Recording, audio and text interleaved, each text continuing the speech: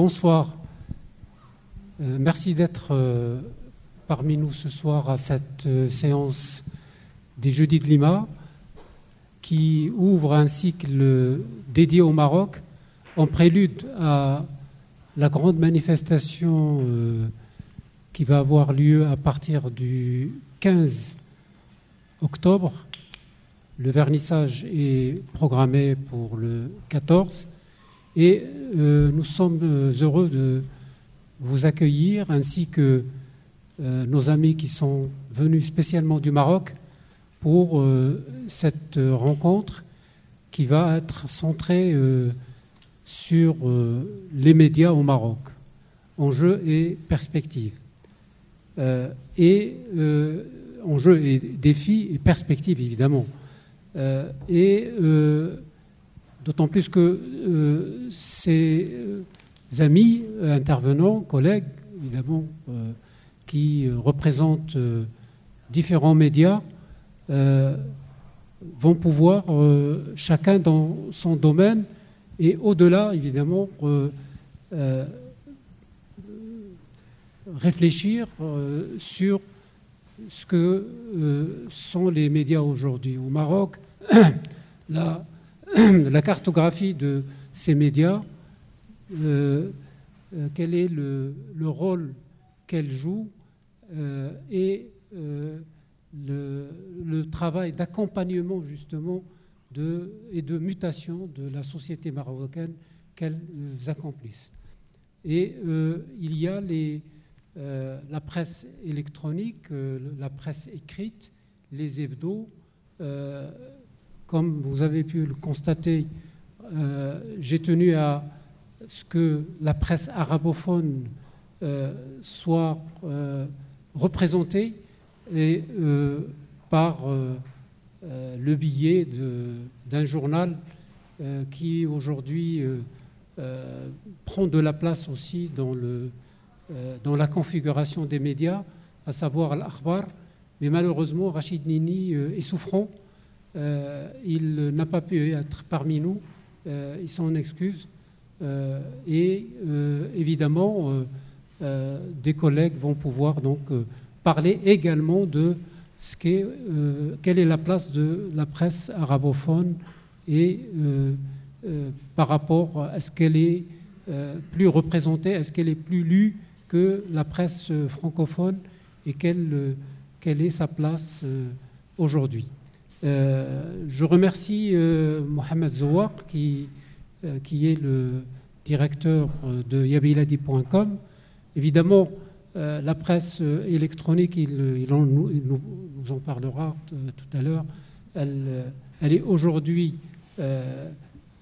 cruciale dans le travail d'information, de réflexion sur les transformations de la société marocaine. Nadia Mlili, qui est journaliste et aussi responsable du pôle Maghreb Moyen-Orient à Jeune Afrique, elle vient d'arriver, elle a travaillé dans différents médias au Maroc et aussi elle va nous parler de son travail de journaliste entre le Maroc et la France et puis l'Afrique, pour peut-être ouvrir une perspective sur le continent africain. Reda Benjelloun, qui est responsable du pôle documentaire à la chaîne 2M, et Abdallah Tourabi, qui est le directeur de la publication,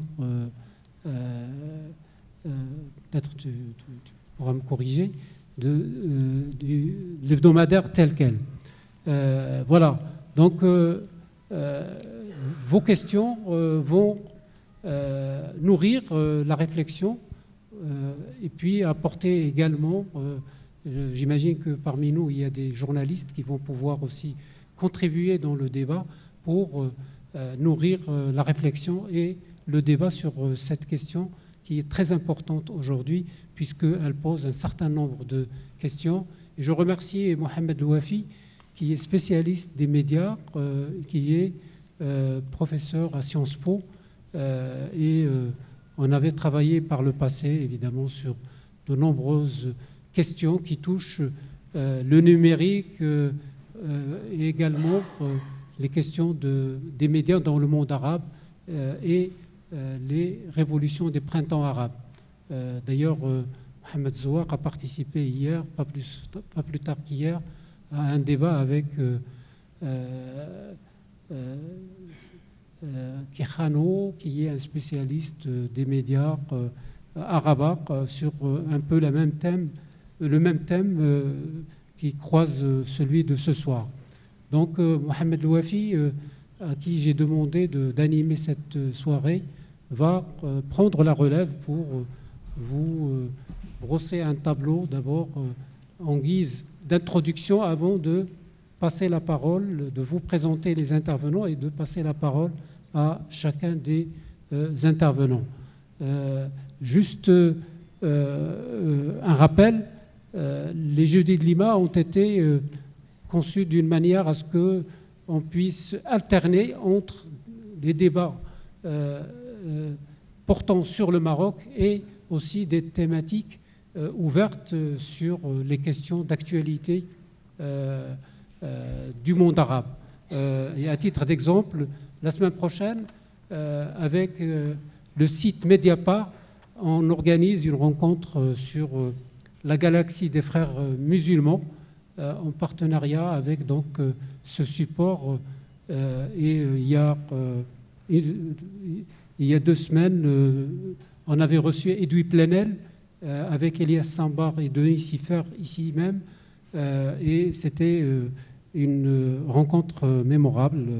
Et Pierre Pichot, qui a coordonné un travail, sera présent à cette occasion donc, pour nous parler de cette galaxie des frères musulmans à l'occasion de la sortie d'un livre sur le sujet. Donc pour vous dire que le travail qu'on a entrepris dans le cadre des rencontres débats, c'est alterner entre des sujets ouverts et des sujets centrés sur le Maroc dans ses multiples facettes. Et je vous renvoie donc au programme détaillé qui est mis à votre disposition à l'entrée de la salle.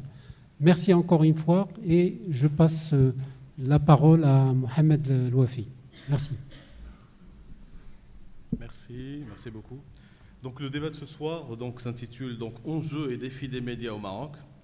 Bien sûr, je commencerai par une petite introduction assez courte justement sur la question qu'on se posait il y a encore 2 ou 3 ans sur l'impact des révolutions arabes sur les médias. Est-ce que les révolutions arabes ont eu un impact positif ou négatif sur le secteur des médias?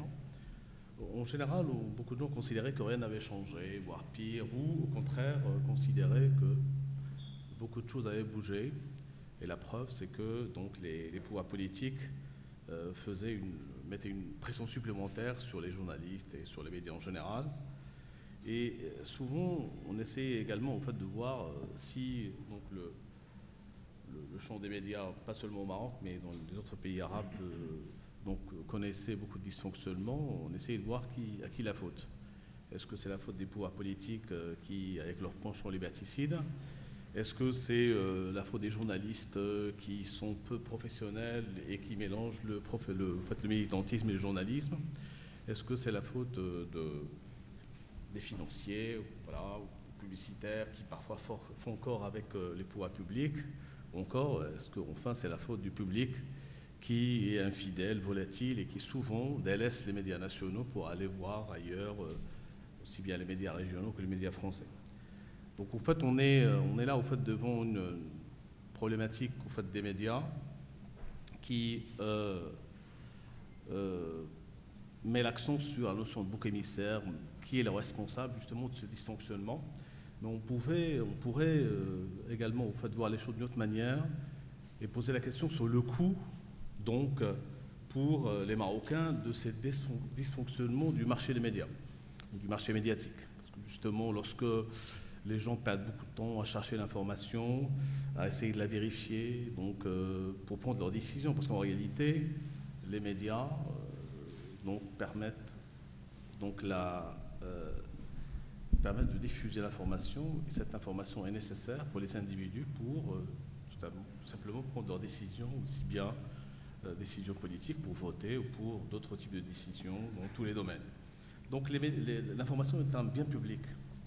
Et si le marché des médias ou de l'information connaît dysfonctionnement, c'est l'ensemble de la société donc, qui est pénalisé. Et c'est pour cela au fait que je considère au fait que le champ des médias au Maroc connaît donc une triple crise et deux défis. Tout d'abord, une triple crise, la crise de la régulation. Donc les pouvoirs publics souvent considèrent qu'ils ont mis en place des instances de régulation justement pour essayer de pacifier les relations entre le champ médiatique et le champ politique, et pourtant il y a beaucoup de tensions.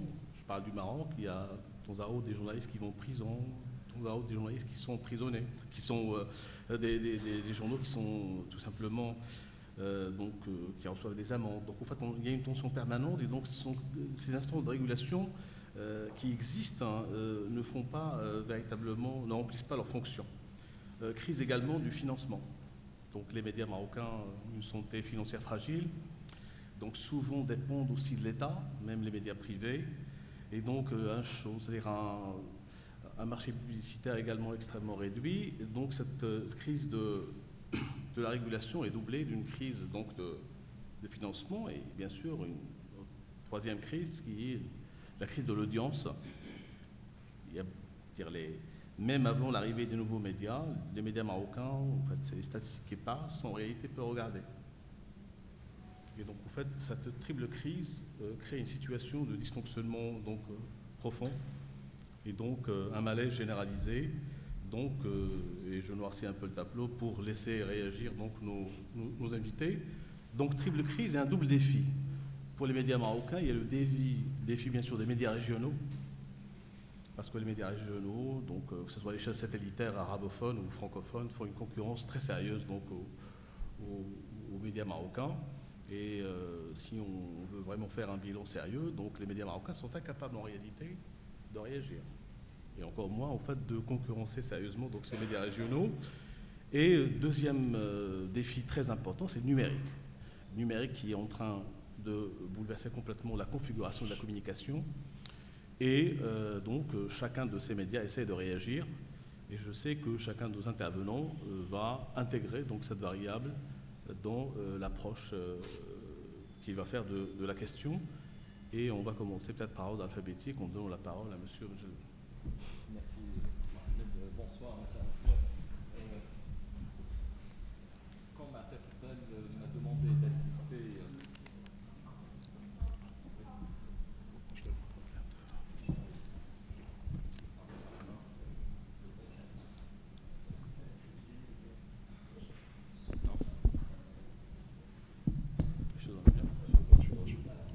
Oui, là ça marche. C'est bon? Merci. Bonsoir, Massa al-Khair. Je suis heureux d'être parmi vous. Quand Ma'atek Bel m'a demandé de venir assister au fameux jeudi de Lima, bien évidemment j'étais enchanté. Et puis, comme un peu vous tous, on a tous le nez sur le guidon. Et parfois on doit lever la tête et réfléchir. Et se poser la question sur qui on est. Et qui on est, 2M, c'est la chaîne de télévision. Et au fait, je suis arrivé à une petite conclusion. J'espère que la démonstration justifiera cette conclusion, que 2M est une longue question d'amour et de désamour. Amour avec son public, avec ses gouvernants, désamour avec son public et ses gouvernants. Comment ça se fait que la première chaîne au Maroc, première chaîne au Maghreb, première chaîne chez les Maghrébins d'Île-de-France est si souvent vilipendée? Comment ça se fait que la chaîne qui a installé le débat public au Maroc, qui a participé à révéler la classe politique actuelle, est souvent la bête noire de ces mêmes politiques?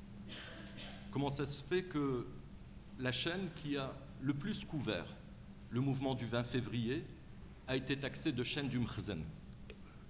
Et je ne pense pas pouvoir répondre à toutes ces questions, parce que il y a aussi du ressort de Freud et de Lacan, et il faudrait avoir le renfort de pas mal de psychanalystes pour essayer de comprendre tous ces phénomènes. mais on va y essayer. Rapidement, un bref historique. 2M est né, alors est-ce que c'est de l'histoire ou est-ce que ça relève du mythe, d'un désir royal? Il semblerait, je ne parle pas d'une manière définitive, il semblerait que lors d'une des visites de Hassan II, une visite d'État en France, il était dans sa suite à l'hôtel Criant, et en zappant, c'était au début des années 80, et en zappant, il serait tombé sur Canal+. Canal+, qui à l'époque, 83, dénotait complètement dans le paysage audiovisuel français. Et, désir royal, je souhaiterais la même chose pour les Marocains. Quelques années plus tard, 89, 2M est né. Le même modèle, chaîne cryptée, commerciale, avec les mêmes ingrédients, du sport, du cinéma, et à l'époque on ne disait pas talk show, on disait du débat. Et effectivement, au départ c'était ça. Ce débat qui avait même une dimension internationale, il était assez fréquent de trouver des Yasser Arafat et d'autres chefs d'État sur l'antenne de 2M dans ces années 90. Mais assez rapidement, à cause peut-être du génie marocain, génie de piraterie marocain, avec un seul décodeur, au lieu d'arroser un foyer, on arrosait un immeuble, le modèle économique n'a pas fonctionné. Et il a fallu sauver cette chaîne de télévision, et l'État a mis la main à la poche. Là, les problèmes ont commencé. Alors, est-ce qu'on était une chaîne publique ou on était une chaîne des gouvernements successifs? La question, à ce jour, n'a pas encore été tranchée. Voilà, donc, quelques exemples, très rapidement. Depuis 1996, tous les gouvernements successifs que le Maroc a eus ont considéré 2M comme étant leur boîte de communication. Et alors, s'il y avait des velléités de dire « Ouh là là, attention, non, non, c'est pas possible », ça y est, on était classé.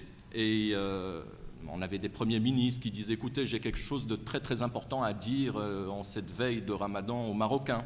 Donc il faut que je passe pendant 7 minutes en direct dans le journal en duplex depuis la primature. » On lui dit « Mais non, c'est pas possible.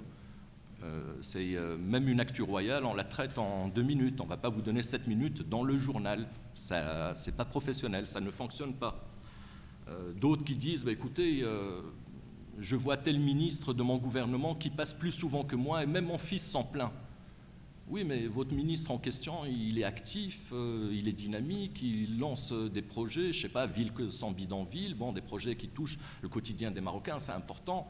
Et bon, donc ça a été relativement récurrent. Je suis dans cette chaîne depuis 1995, donc 19 ans, bientôt 20 ans, et cette velléité de mettre la main sur ce média, qui est le premier média au Maroc, a toujours existé. Et pour rendre justice à l'un d'eux, lui, je vais le citer, lui n'a pas essayé, peut-être parce qu'il n'était pas politique, il était technocrate, c'était Drijto. Modèle économique, donc chaîne publique depuis 1996, et puis avec quel argent fonctionnons-nous?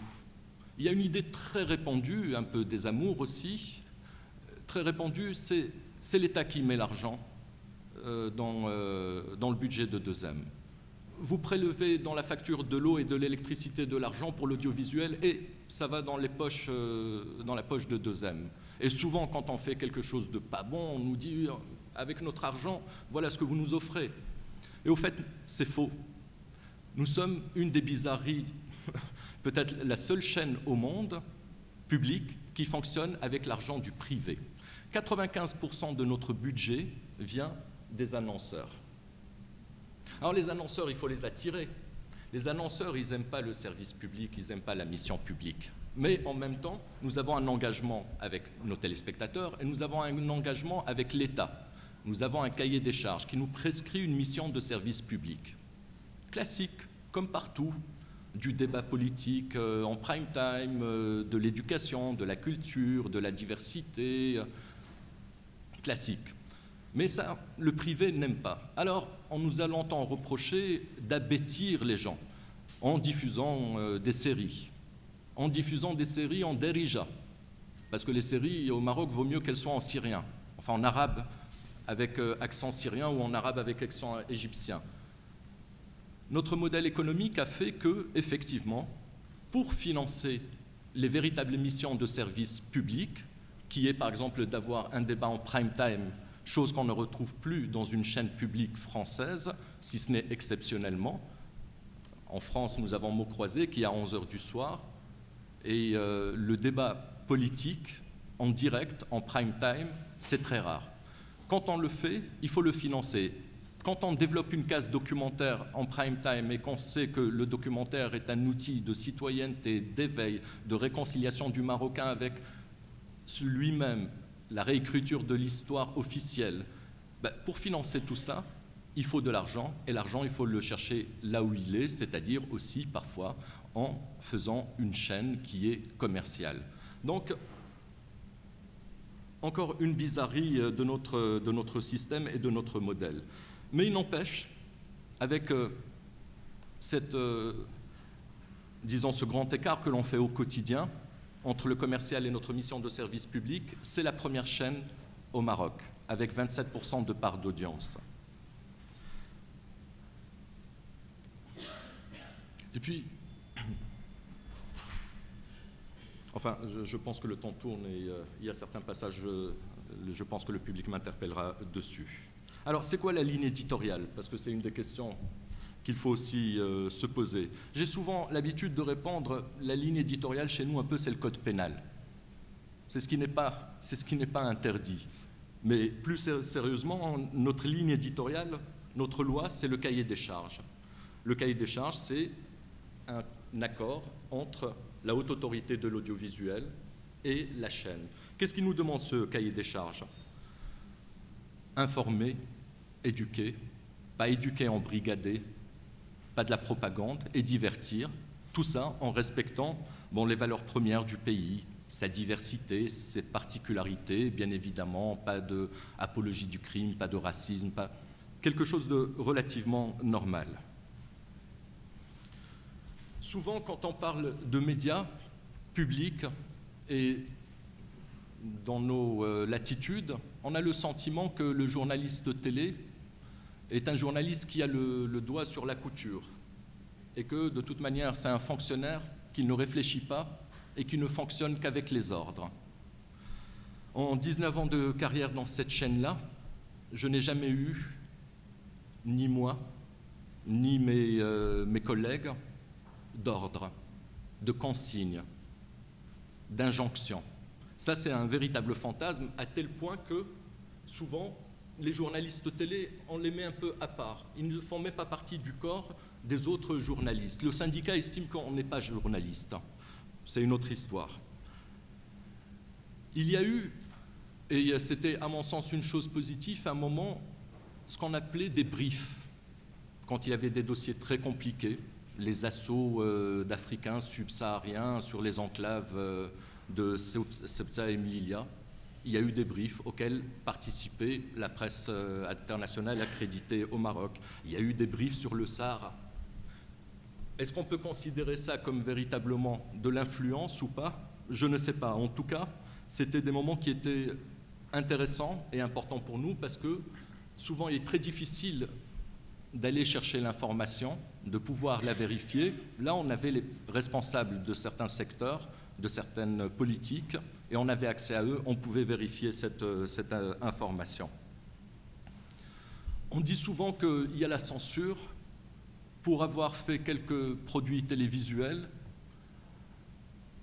et à des moments très sensibles de notre histoire, je peux vous assurer qu'à aucun moment quelqu'un a appelé ou quelqu'un a coupé le travail que j'ai pu faire. Un exemple, un 52 minutes qui s'appelait sur la route, sur le chemin de la réconciliation. La première séquence, c'est une caméra allumée qui rentre à Dar Moulay Shrif, un lieu de sinistre mémoire où quelques dizaines, centaines de militants marocains ont été torturés. Caméra allumée, on est rentré dans ce centre-là avec un des anciens pensionnaires de ce centre.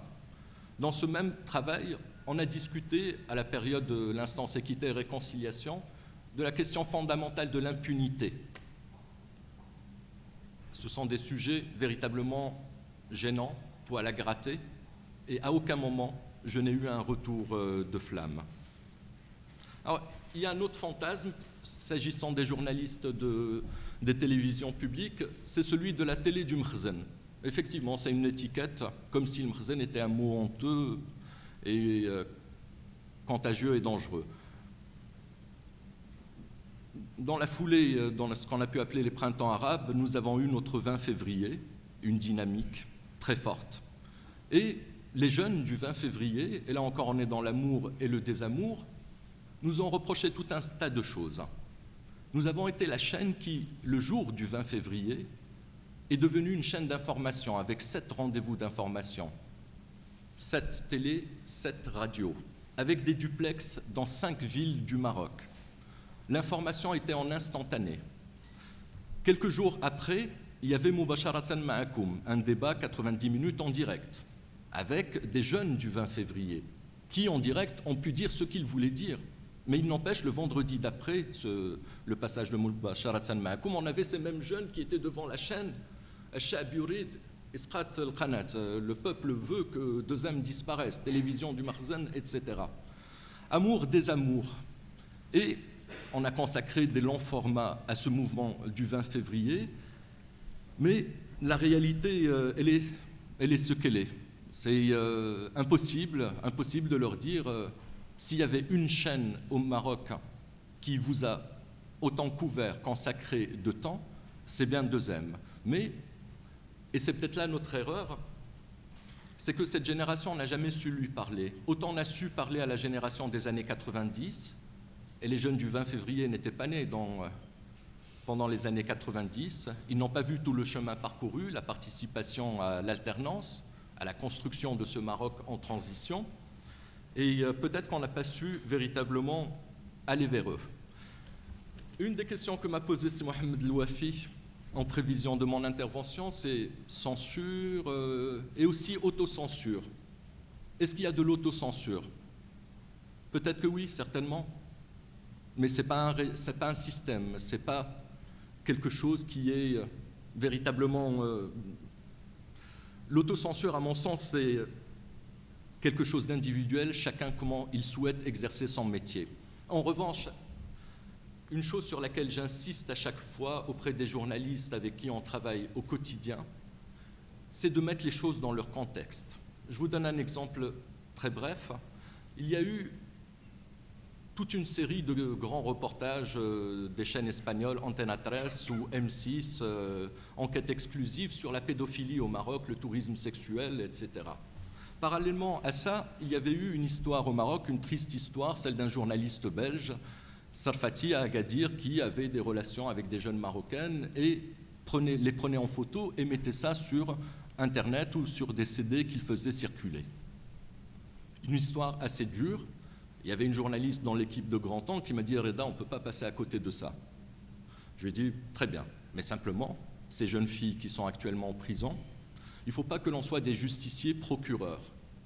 En arabe, le procureur, c'est le mot « rarriq », celui qui vous noie, qui vous charge. Il ne faut pas que l'on soit des journalistes justiciers. À partir du moment où on va passer ces jeunes à la télévision, l'opinion publique va les condamner au nom de nos valeurs, au nom de ce que nous sommes. Et on ne peut pas se permettre de les condamner une deuxième fois. Elle est partie sur le terrain, je lui ai dit « Essaye de trouver un ticket d'entrée ». Au bout de 48 heures, et je lui avais suggéré le pardon. Si nous trouvons une famille sur la quarantaine de filles qui ont été jetées en prison, une famille qui, à un moment, dit « J'excuse ma fille ».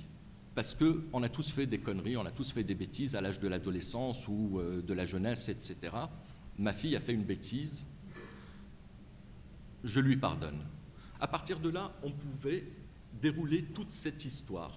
Une histoire qui a véritablement des conséquences sociales très très fortes et des conséquences humaines très très fortes. Et c'était le ticket d'entrée. Si on n'avait pas eu ce ticket d'entrée, on aurait condamné une deuxième fois ces jeunes filles. Et cette histoire est passée, et il y a eu un mouvement de soutien pour ces jeunes filles qui était extraordinaire.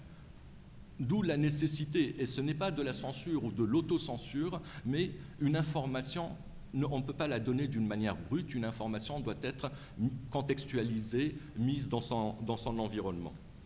Je vais terminer d'une manière très brève parce que je déborde Si Mohamed. Et tout simplement, est-ce que 2M est rentrée dans la galaxie du 2.0 du numérique? Et c'est une question qui vous est chère, Si Mohamed. Je dois dire à regret que non. 2M a raté ce rendez-vous avec le numérique. Nous sommes en train de le rattraper, mais difficilement. En revanche, le numérique est une zone de non-droit pour le moment au Maroc, malheureusement. Et Hamid Barada, qui est parmi nous, voit souvent ces émissions piratées sur des sites d'information, sans aucune référence, Une anecdote très rapide, un des sites, le plus important site d'information au Maroc, a piraté une émission qui s'appelle Mais encore. Il l'a mise sur son site et qui a été énormément vue. Je rencontre le responsable d'Express, je lui dis « Franchement, c'est pas normal, c'est pas sérieux ce que vous faites. » Et il me dit « Puisque vous êtes une télé publique, c'est un bien qui nous appartient. » Je lui rétorque « Oui, mais l'équivalent de la SNCF, l'ONCF au Maroc, est aussi une entreprise publique. Vous payez bien un ticket pour monter à bord du train. » Et il me dit « Non, c'est pas pareil. Ce qui est public nous appartient et il se fait de l'argent avec. » C'est pas grave, parce qu'ils font, eux, du journalisme sérieux. Sinon, à côté, et ça, nous, malheureusement, médias publics, on ne peut pas faire face à ça, c'est qu'on ne fait pas partie du même corps journalistique.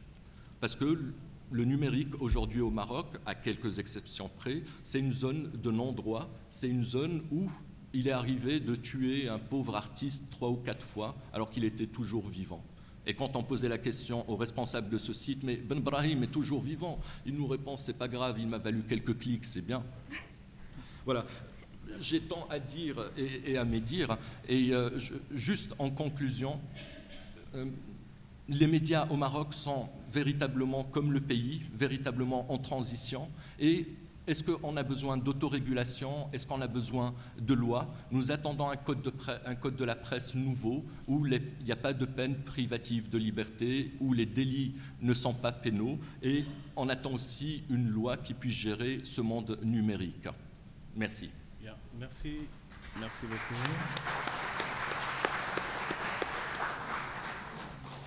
Merci beaucoup. Donc, vous vous êtes attardé sur la question de la presse numérique. Et donc, vous avez considéré qu'au Maroc, c'est une zone de non-droit. Donc, on va donner la parole donc, à M. Souwak, qui est directeur donc, du site Yabiladi, pour nous parler justement de comment il arrive à gérer cette zone de non-droit. Vous avez 15 minutes. La parole au hors-la-loi, donc. Alors ça va être délicat, effectivement, de parler d'un monde aussi vaste que l'Internet et les sites d'information au Maroc. Je vais essayer de condenser ça en 15 minutes. D'abord, en vous proposant un rapide historique et comment on a assisté en fait à la genèse des différents médias, des sites d'information, des médias électroniques au Maroc. Ce qu'il faut savoir, c'est qu'il y a eu une date charnière. Avant 2006-2007, il y avait très peu de médias, de sites d'information, ce qu'on appelle les pure players, c'est-à-dire des médias Internet, des sites d'information qui sont nés sans le soutien d'un journal papier ou d'un groupe média. Il y en avait très peu, et ils étaient principalement francophones, tout simplement parce qu'on estimait que Internet était plutôt un média entre guillemets élitiste, parce qu'il fallait avoir une connexion Internet, etc. Et le marché publicitaire, de toute façon, sur ces nouveaux médias, était principalement destiné à des médias francophones. Et donc, ceux qui avaient l'idée d'un site d'information allaient plutôt sur la langue française. 2006-2007, il y a eu une rupture avec la naissance des premiers gros sites d'information qui ont émergé, notamment grâce aussi à la démocratisation de l'Internet, notamment ce qu'on appelle au Maroc les clés 3G, enfin même en France d'ailleurs, mais avec la particularité que c'est des clés qui sont prépayées, puisque le Marocain est un peu allergique à tout ce qui est abonnement, etc., ou tout ce qui est signature d'un contrat. Donc en règle générale, on recharge pour un jour et on peut se connecter. Donc ça a permis vraiment la démocratisation de l'Internet et notamment aussi la croissance de l'audience des sites, notamment arabophones, mais aussi un petit peu francophones. Et puis il y a eu aussi un autre phénomène, puisque le public marocain n'est pas friand d'informations. c'est pas quelqu'un qui achète le journal. Je crois que globalement, on doit avoir 300 000 tirages, tout titre de presse confondu par jour, ce qui est très peu pour un pays comme le Maroc de plus de 35 millions d'habitants. Et donc on lit très peu, mais c'est les réseaux sociaux qui ont finalement permis d'amener le jeune Marocain qui n'était pas forcément qui n'avait pas forcément une habitude de lecture de la presse papier, etc., et même de la presse électronique. Les réseaux sociaux finalement ont servi de révélateur, puisque si j'ai un ami qui partage un article du site Express ou du site good.ma ou de l'ACOM, etc., eh bien je vais aller voir, puisqu'il y a la crédibilité de cet ami-là qui me dit que c'est un article qui est intéressant, qui vaut le coup, etc.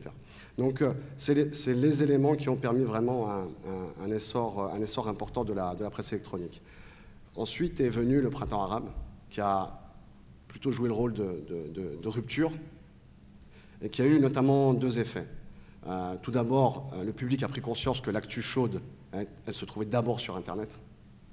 D'abord, on allait sur Internet, on avait l'information, et puis après, on pouvait avoir peut-être un décryptage dans la presse papier ou des reportages à la télé, mais c'était d'abord sur Internet, puisque de toute façon, on est toujours connecté. C'est un peu le même écosystème que la radio. On a des flash actu, il faut y aller. L'actu chaude doit être tout le temps mise à jour, etc. Deuxième effet, c'est que les autorités elles-mêmes ont pris conscience que c'était un média qui était à la fois sensible et impactant.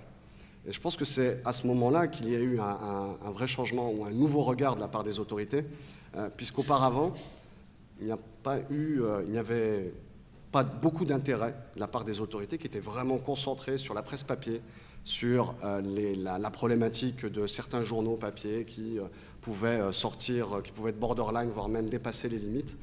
Les sites Internet, avant 2011, avant le printemps arabe, il n'y avait pas eu de cas de journalistes de la presse électronique ou de médias de la presse électronique censurés ou arrêtés ou avec des plaintes et des amendes mirobolantes. Et sur le coup, sur le printemps arabe, les autorités ont été plutôt intelligentes puisqu'elles ont finalement laissé un petit peu cette vague Internet irriguer la société, couvrir le 20 février, les manifestations du 20 février, pas de coupure Internet, contrairement aux autres pays comme la Syrie ou l'Égypte, pas de censure, comme je l'ai dit, pas d'attaque envers les journalistes de la presse électronique. Finalement, on a laissé faire pour éviter justement de se confronter, d'être frontalement face à cette vague Internet. Alors, beaucoup de sites d'information sont nés aussi à cette période. Good.ma est né, je crois, en février 2011, l'ACOM un peu avant, quelques mois avant, et qui ont vraiment vécu une explosion de l'audience, puisque c'était un moment assez particulier dans l'histoire du monde arabe et aussi dans l'histoire du Maroc avec le mouvement du 20 février. Alors, ces sites d'information, enfin les sites d'information, mais en général au Maroc, ont participé à cette dynamique que l'économiste américain Jeremy Rifkin appelle le pouvoir latéral. C'est-à-dire qu'auparavant, au niveau de toutes les sociétés, pas seulement marocaines, le pouvoir était géré donc, par le pouvoir politique avec des institutions classiques qui pouvaient gérer la population. Donc on avait des médias qui étaient dans un système et qui ne voulaient pas forcément sortir, avec donc des médias verticaux où la population n'est pas forcément consultée, sauf dans quelques débats, notamment dans les radios, etc. Mais par exemple sur la presse, c'est beaucoup plus difficile de faire participer la population. Et donc la société est encadrée, les syndicats, les associations, les partis politiques, les médias.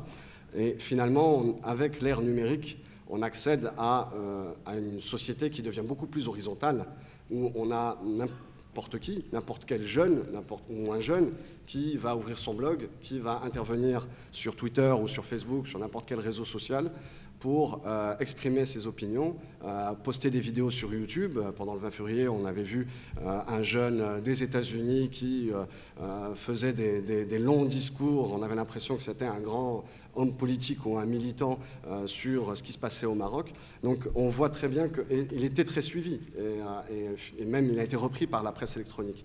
Et on peut avoir quelqu'un sur les réseaux sociaux qui peut avoir un pouvoir d'influence beaucoup plus important qu'un média.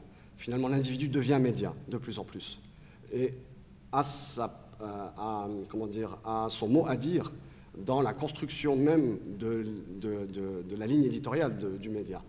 C'est-à-dire qu'il peut intervenir sur n'importe quel site d'information en postant des commentaires, en critiquant la ligne éditoriale, etc. Ce qui était beaucoup plus difficile avec la presse papier, d'où la verticalité, comme je disais. Alors, par la suite, vers 2012, mais surtout 2013, il y a eu une sorte de reprise en main, finalement, de ce support Internet, avec des acteurs qui sont venus avec beaucoup d'argent et qui ont créé plusieurs sites professionnels, pour la plupart, pour essayer peut-être d'endiguer cette vague, mais intelligemment, c'est-à-dire en proposant une échappatoire ou en proposant une diversité au niveau des médias. Et puis peut-être aussi, je ne sais pas si c'était l'intention première, mais ça aboutit à ça, à réduire finalement l'espace économique, l'espace financier autour de ces sites indépendants qui s'étaient lancés avant ou pendant le printemps arabe. Et c'est vrai que la création de plusieurs supports, parfois proches des milieux d'affaires, etc., a réduit finalement la part du gâteau qui pouvait revenir à certains sites indépendants, ce que j'appelais les pure players. Notamment un très gros site m'avait raconté il y a quelques mois, un très gros site arabophone, sur le premier trimestre 2014, avait perdu 30% de chiffre d'affaires. Donc sans qu'il y ait de crise ou quoi que ce soit. Donc il y a une part du gâteau qui s'amenuise en fonction du nombre de portails et de sites d'information. En 2013, en même temps que l'éclosion de ces sites, de nombreux sites, il y a eu aussi un phénomène, ou en tout cas une rupture aussi, en septembre sur l'affaire Lacom, où il y a eu en fait ce que j'appelle moi la censure. En tout cas, un site a été coupé, c'est-à-dire que les internautes marocains ne pouvaient plus y accéder. Le journaliste ou le patron, le directeur de publication a été emprisonné pour la publication d'un lien vers une vidéo qui était hébergée sur le blog de Ignacio Sembrero, un ex-journaliste d'El País, qui était une vidéo de Hakmi qui menaçait le Maroc d'attentats terroristes, etc. Et donc il y a eu l'emprisonnement d'Ali Hanouzla et par la suite la censure du site qui est toujours censuré aujourd'hui au Maroc. Et c'est, je pense, le premier accroc finalement à cette formidable élan de liberté ou cette zone de non-droit, comme on disait, ou ce Far West finalement des médias. C'est vrai qu'on a, bon, moi au jour d'aujourd'hui, je n'ai jamais eu de coup de fil pour me dire cet article ne m'a pas plu de la part d'un responsable politique, pour me dire cet article ne m'a pas plu ou quoi que ce soit.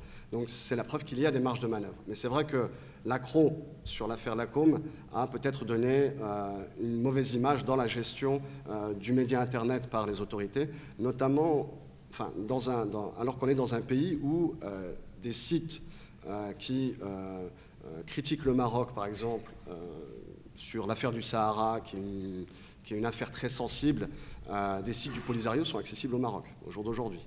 Donc il n'y a jamais eu de censure par rapport aux différents contenus qui peuvent être problématiques pour les autorités. Mais sur l'affaire Lacom, il y a eu ce premier accroc qui, je pense, a créé une rupture et qui a aussi peut-être installé une certaine crainte de la part de certains médias. Je finirai juste pour parler des défis. Alors j'en vois trois, notamment sur la déontologie. Alors, M. Benjelloun en a parlé.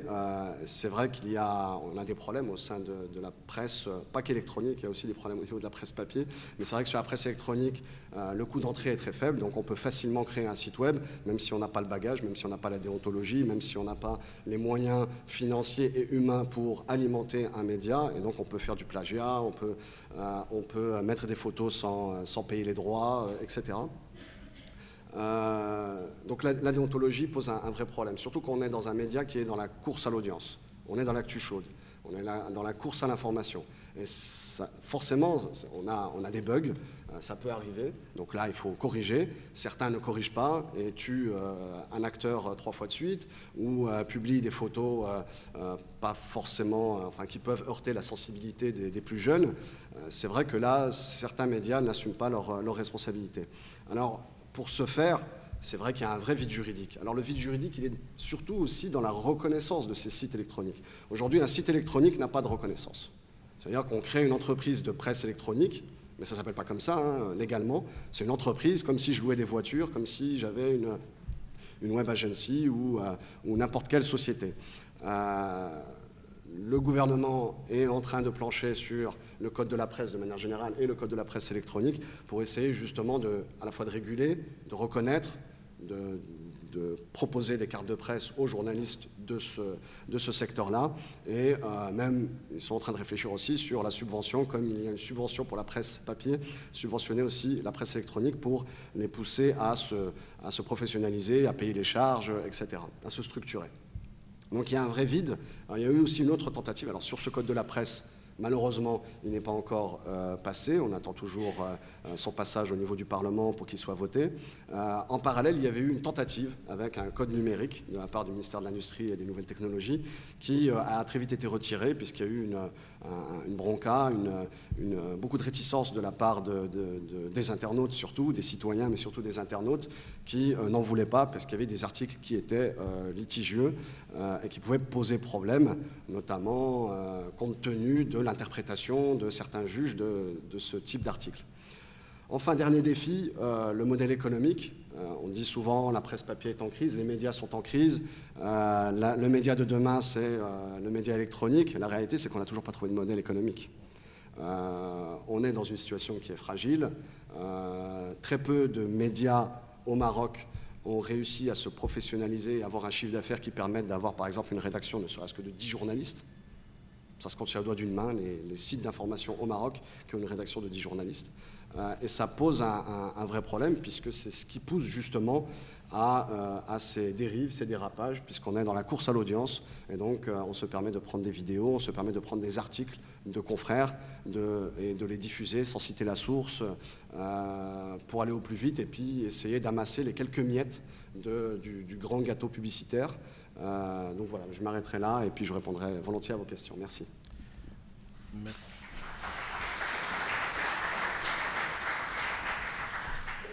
Merci beaucoup. Donc, à travers le récit de M. Zouak et de M. Mejelloun, nous avons vu au fait deux cultures professionnelles différentes en fait, qui s'exposent et qui s'expriment. Dans un troisième temps, donc, je vais donner la parole à Mme Nadia Demlidi qui va nous parler de son expérience dans un magazine qui n'est pas marocain mais qui est élu au Maroc, qui est Jeune Afrique, mais également de son expérience dans la presse marocaine auparavant. Nous vous écoutons, vous avez 15 minutes. Merci à vous. Il commence à faire un petit peu froid avec la clim, je pense. Je suis ravie d'être parmi vous ce soir. Merci à Lima de m'avoir invitée. Merci, chère assistance. J'ai choisi ce soir de parler d'un sujet autour de la relation du pouvoir avec les médias, qui, à mon sens, est au centre de la problématique de la presse au Maroc. Alors, je ne suis ni sociologue, ni politologue, ni chercheur. Je vais donner mon témoignage de journaliste en fonction de ce que j'ai vu, de ce que j'ai écrit pendant à peu près 15 ans au Maroc, entre différentes rédactions, l'économiste tel quel, l'économie entreprise. Donc, c'est un simple avis, un témoignage de journaliste de l'intérieur sur ce sujet ô combien compliqué. Et je pense que pour appréhender ce sujet, il faut établir un fil chronologique pour bien comprendre les tenants et les aboutissants de cette relation. Alors j'ai choisi de commencer par la phase des années 90, ce qui ne veut pas dire qu'il n'y avait pas de presse avant, bien au contraire. La presse partisane, la presse dite d'opinion, Tihad Shiraki, avant Tihad Shiraki al-Muharrir, l'opinion, l'Alam, et derrière la création de l'histoire de la presse écrite au Maroc. Et je rends une fière chandelle à tous les ténors de cette presse d'opinion, ceux qui sont décédés, ceux qui sont toujours en exercice. J'ai choisi la période des années 90 parce qu'elle coïncide, à mon avis, avec la diversification médiatique et avec la création de la presse dite indépendante. Alors, début des années 90, on est au démarrage de la libéralisation économique sous l'égide du FMI. C'est la période de la réforme bancaire, des grandes privatisations. C'est aussi la période du relâchement sur le dossier des droits de l'homme. La période de la préparation de la transition politique avec l'arrivée de la Koutla en 1997. avec C. Abdelrahman Yousfi. C'est aussi une période où le régime subissait des critiques sur le dossier des droits de l'homme, sur la situation politique.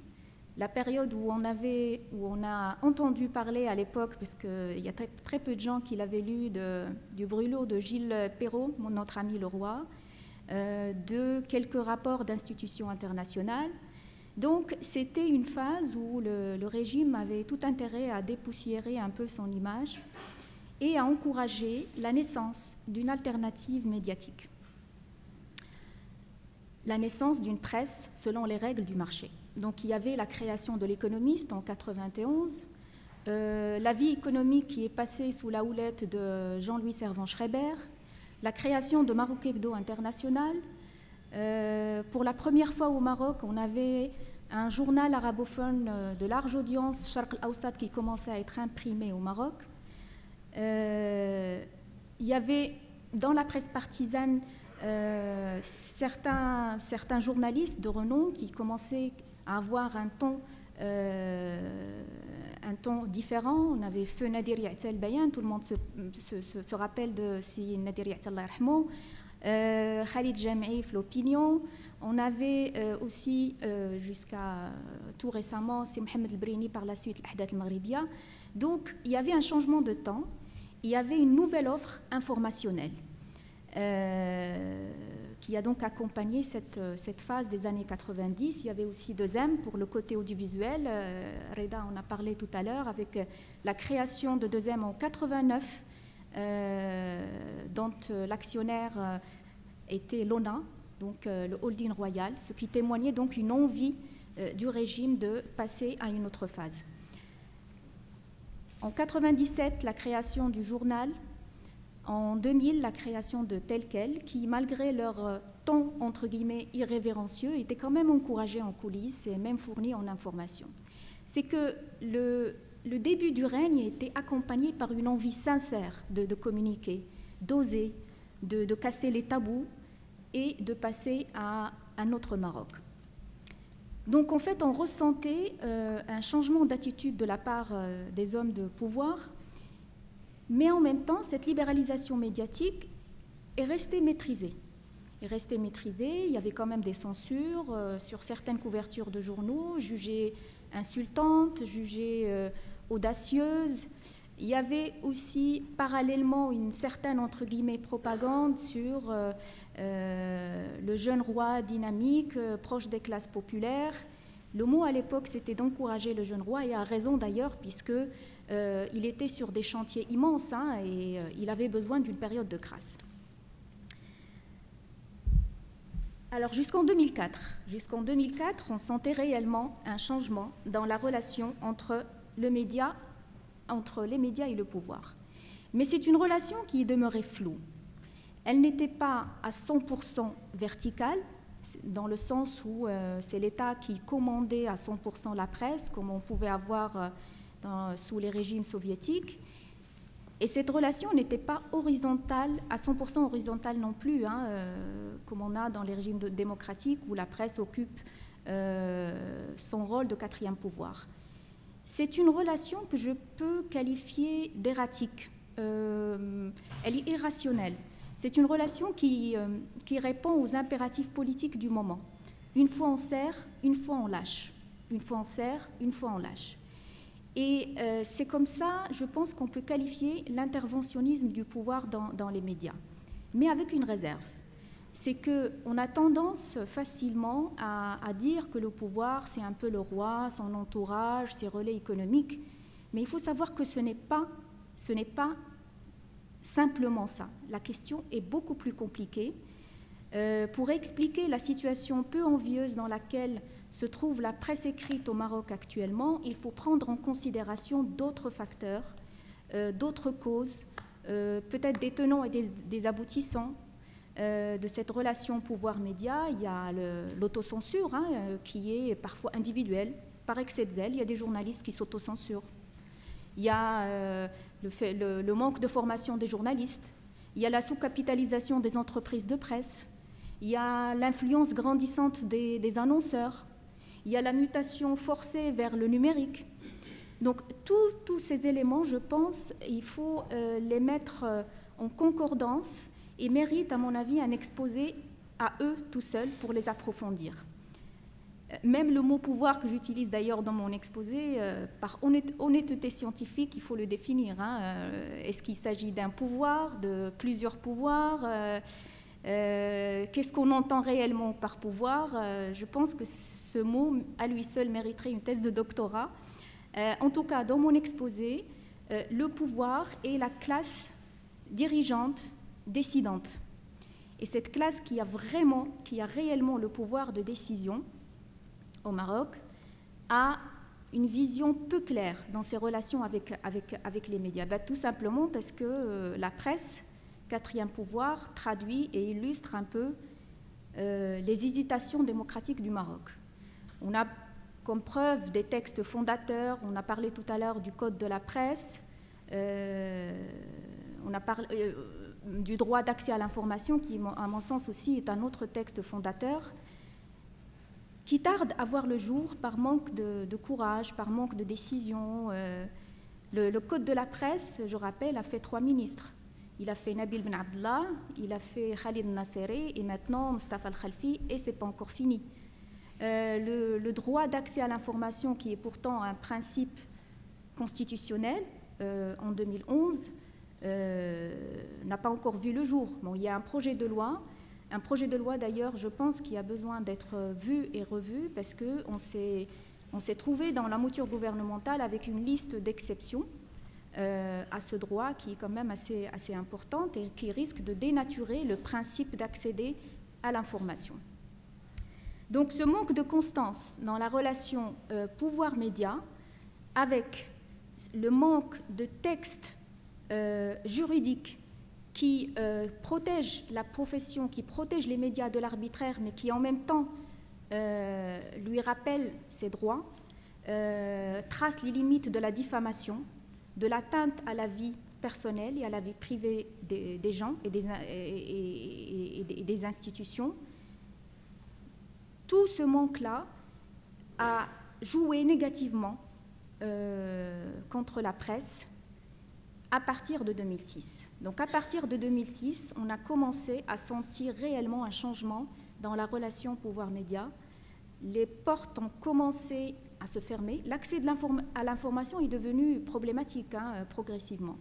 Il y avait certaines institutions qui étaient avant ouvertes, même en coulisses, aux journalistes, ministère de l'Intérieur, les Affaires étrangères, la justice, même l'armée qui distillait des informations en off. Tout à l'heure, Reda parlait des briefs. Les briefs, c'était des moments de grande richesse pour nous, les journalistes.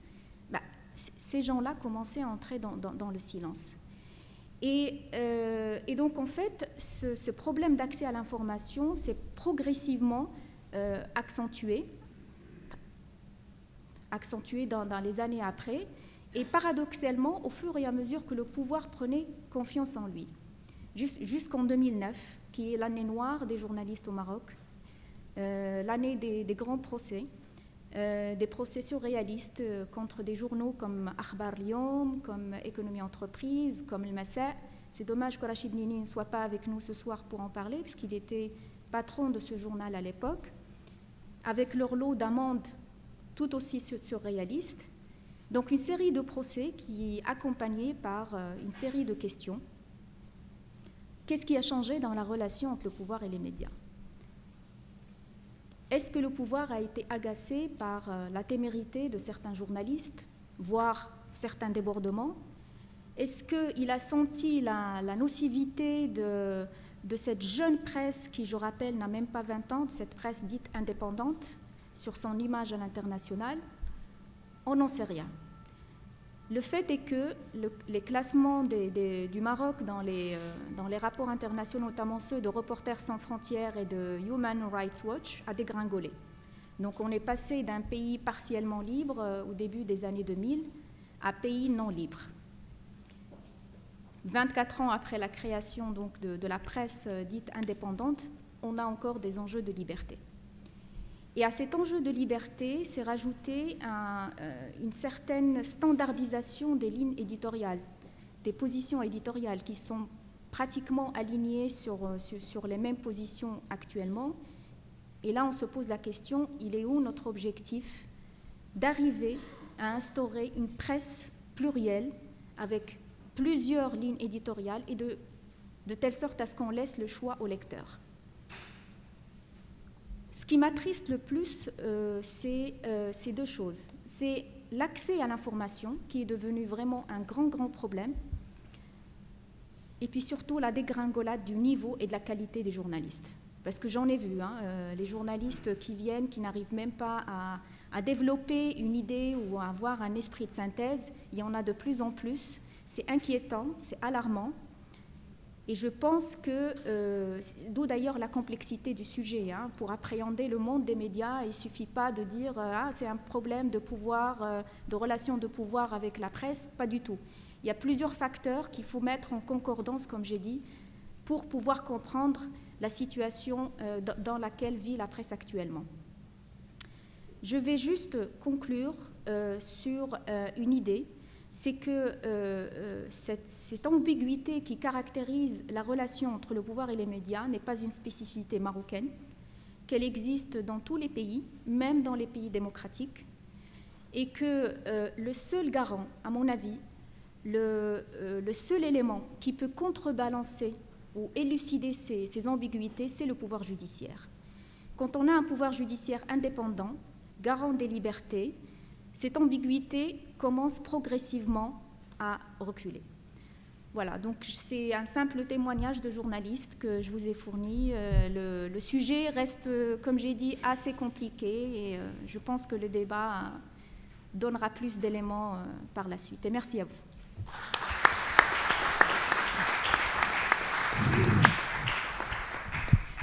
Merci beaucoup. Je crois que vous avez prononcé tous les termes un peu difficiles, l'accès à l'information, l'autocensure, qui n'est pas l'amour du censeur. L'autocensure, c'est aussi l'intériorisation de la punition. Vous avez également parlé de journalistes en prison, vous avez parlé d'amende. Donc vous avez mis la barre assez haut pour notre ami Abdallah Tourabi. Donc vous avez 15 minutes pour vous exprimer. Un peu moins même, parce que beaucoup de choses que j'allais dire ont été dites par Nadia. Donc voilà. Alors merci beaucoup pour votre présence. Énormément d'éléments que j'avais notés pour en parler ont été dits, ont été exposés par Nadia, parce qu'on vient du même univers. On a travaillé ensemble en 2009, je pense. Donc on partage énormément de constats et énormément de choses de ce monde qu'on dit évanescent, en train de mourir, en train de disparaître. On est un petit peu les dinosaures, un petit peu parmi ceux qui sont présents, on est un petit peu les dinosaures des métiers. C'est Zuckerberg qui est en train de tuer Gutenberg, le numérique est en train de tuer l'imprimé. Donc pour commencer, il y a un petit paradoxe que je voudrais bien pointer. Enfin, l'image du Maroc, quand on parle du Maroc, on parle d'un royaume qui résiste à ce qui se passe autour de lui, qui au printemps arabe, il a fait une résistance, les réformes ont été menées d'une manière douce, d'une manière graduelle. Et on a cette image d'un pays où certains moments, certains indices renforcent cette idée-là de spécificité. Je déteste ce mot spécificité, ça envoie une sorte d'insularité, comme si le Maroc était un îlot dans un océan de dictature autoritaire, ce qui est complètement faux. Mais parmi les indices qu'on cite très souvent, c'est par exemple la réforme de la Modawana, le code de la famille, on cite la nouvelle constitution avec ses avantages, et parmi les choses aussi qu'on cite, c'est la presse au Maroc, c'est-à-dire une presse qu'on présente comme frondeuse, comme contestataire, comme plus ou moins indépendante. Mais il y a un paradoxe, c'est-à-dire cette presse-là qu'on est en train de présenter comme justement comme une sorte de symbole d'une spécificité marocaine, elle est très très faible en comparaison avec ce qui se passe dans d'autres pays. C'est-à-dire quand on prend la diffusion, et ça a été dit tout à l'heure, quand on prend la diffusion de la presse écrite au Maroc, elle est très très faible par rapport aux voisins algériens. Quand on prend le premier quotidien marocain, il est diffusé à 80 000 exemplaires, arabophones bien sûr. Enfin, il n'y a aucun quotidien francophone qui pourrait aspirer un jour à ce chiffre-là. Mais par exemple, quand on compare ce chiffre de 80 000 exemplaires par jour à ce qui est fait en Algérie, c'est-à-dire on est proche de 400 000 exemplaires pour le premier quotidien algérien, et je n'ose pas comparer avec l'Égypte, où on a des diffusions à des millions d'exemplaires. Donc il y a ce paradoxe-là entre la taille réelle, le poids réel de la presse et sa place dans un système politique et sociale et sa place dans ce mouvement de changement et de réforme. Donc il y a ce paradoxe-là. Et beaucoup de choses qui ont été dites, j'écoutais avec beaucoup d'intérêt ce que disait Nadia, et elle présente un petit peu cette vision-là, une vision un petit peu romantique de la presse marocaine, c'est-à-dire la presse qui n'est pas là pour informer, qui n'est pas là pour faire un travail qui est professionnel, mais qui est aussi pour déranger, pour contester, pour changer. Et il y a une sorte de mythologie de la presse marocaine que personnellement me dérange un tout petit peu. Enfin, je pense qu'il y a rarement sont les métiers où il y a une sorte de chant de martyr. Quand on regarde, il y a une sorte d'icônes, de mythes de la presse qui sont affichés. On dirait qu'il y a des estropiés, des victimes d'une guerre contre le régime ou contre le pouvoir en place. Et il y a une vision qui est très très mythifiée de la presse marocaine en la présentant comme justement comme... Alors, c'est cette question-là que j'essaie un petit peu de développer. Enfin, beaucoup de choses ont été dites, c'est-à-dire la relation entre la presse marocaine et le pouvoir.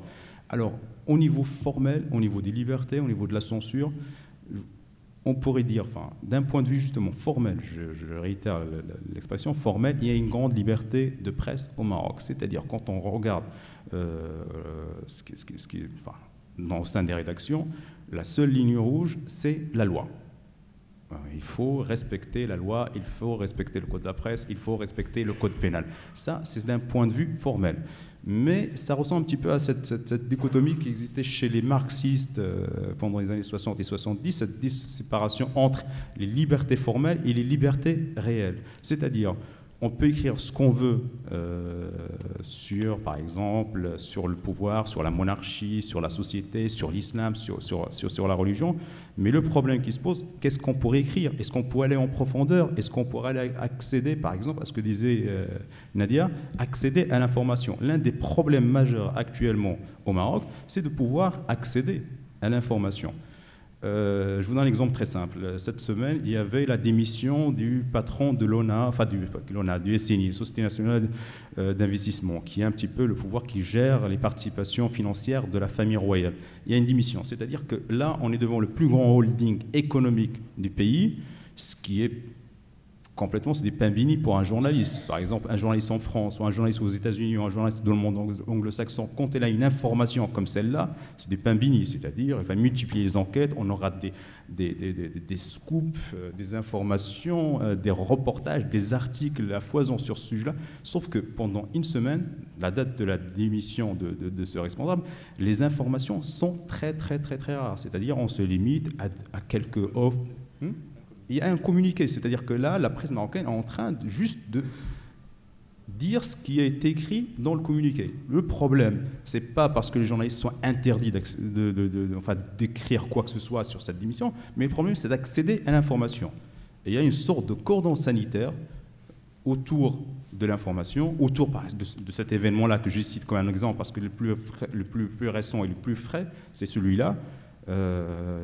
Ça, par exemple, je vous laisse imaginer, par exemple, une démission, un départ de cette ampleur-là, de cette taille, qu'est-ce que le Canard enchaîné, par exemple, aurait fait à partir de ça. Au Maroc, moi j'ai écrit un article sur ça, je fais ma mea culpa, pas ma mea culpa, mais je dis, je donne mon témoignage. Les informations que j'avais eues, c'était quelques offres qui sont très très maigres, en plus de la biographie de la personne. Et ça s'arrêtait là. Donc pour dire à quel point actuellement l'exercice du journalisme, l'exercice de cette profession est très très difficile puisqu'on n'a pas accès à l'information. En Europe, il y a, en Occident, dans la pratique journalistique, il y a des champs d'intérêt structurés, c'est-à-dire à l'intérieur du pouvoir, à l'intérieur d'un État, il y a des divergences qui sont d'ordre idéologique, culturel, etc. Et ça permet d'avoir de l'information. Par exemple, je donne pour simplifier, un journaliste français, quand il veut avoir une information, et là, à l'intérieur du ministère, par exemple, de gauche, et là, des gens qui peuvent lui donner de l'information, qui peuvent lui filer de l'information. Soit ce sont des adversaires politiques, des gens qui appartiennent à l'autre bord et qui permettent de filtrer l'information. Ça pourrait être des syndicats, ça pourrait être beaucoup de choses. Au Maroc, il y a une sorte de citadelle qui est construite, celle du pouvoir, et on ne peut pas accéder à cette information. Il y a, comme je l'avais dit, ce cordon sanitaire autour de l'information. Deuxième chose, il y a aussi un effet qui est en train de se développer de plus en plus, enfin depuis quelques années, c'est que la presse, certains titres de presse sont devenus une sorte de boîte à lettres. C'est-à-dire que parfois on assiste à des luttes de clans à l'intérieur du pouvoir politique au Maroc, et ces clans règlent leurs différends, leurs problèmes à travers les médias. Et dans ce cas-là, on n'assiste non pas à une presse indépendante, à des titres de presse indépendants, mais à des écuries. C'est un petit peu comme la Formule 1. Quand on voit par exemple la Formule 1, il y a un Formule 1 qui porte la marque d'un sponsor, la marque d'un mécène, la presse actuellement. Et ça, je pense que les gens qui sont là, qui sont des professionnels de la presse, quand on ouvre un journal, on sait très très bien pour qui roule ce journal, qui a donné l'information et à quel but et à quel effet. Donc il y a cette sorte-là, la presse qui s'est transformée, certains titres de presse qui sont transformés en sorte de boîte à lettres à des clans du pouvoir. Alors, deuxième élément, je vais essayer d'aller un peu plus vite, comme ça on aura l'occasion au public d'interagir. Deuxième élément, c'est le pouvoir économique. La presse marocaine, je parle de la presse écrite, idem pour la télévision et pour la presse électronique, elle est extrêmement dépendante des annonceurs. Reda, tout à l'heure, tu parlais de 95%, si je ne me trompe pas, des recettes de deuxième qui viennent des annonceurs. C'est presque le même chiffre, c'est-à-dire on est à quelque chose de 80% qui viennent des annonceurs. Et donc, ça pose un énorme problème d'indépendance par rapport, non plus au pouvoir politique, mais par rapport au pouvoir économique. C'est-à-dire, on ne va pas, excusez-moi l'expression, on ne va pas cracher dans la soupe du publicitaire en donnant, par exemple, en faisant des enquêtes sur un secteur ou sur un opérateur économique de grande taille et qui est annonceur de surcroît dans votre journal. Moi, je vous donne un exemple, ce que s'est passé il y a une semaine dans le magazine où je travaille. On a fait un dossier sur l'immobilier et sur les problèmes d'immobilier et sur quelques scandales du secteur immobilier. Et donc, les commerciaux qui sont venus me voir en tremblant me disent non, pas ce sujet-là, il ne faut pas toucher à ça, parce que ça représente quand même une grande part des recettes publicitaires. Bon, on l'a fait.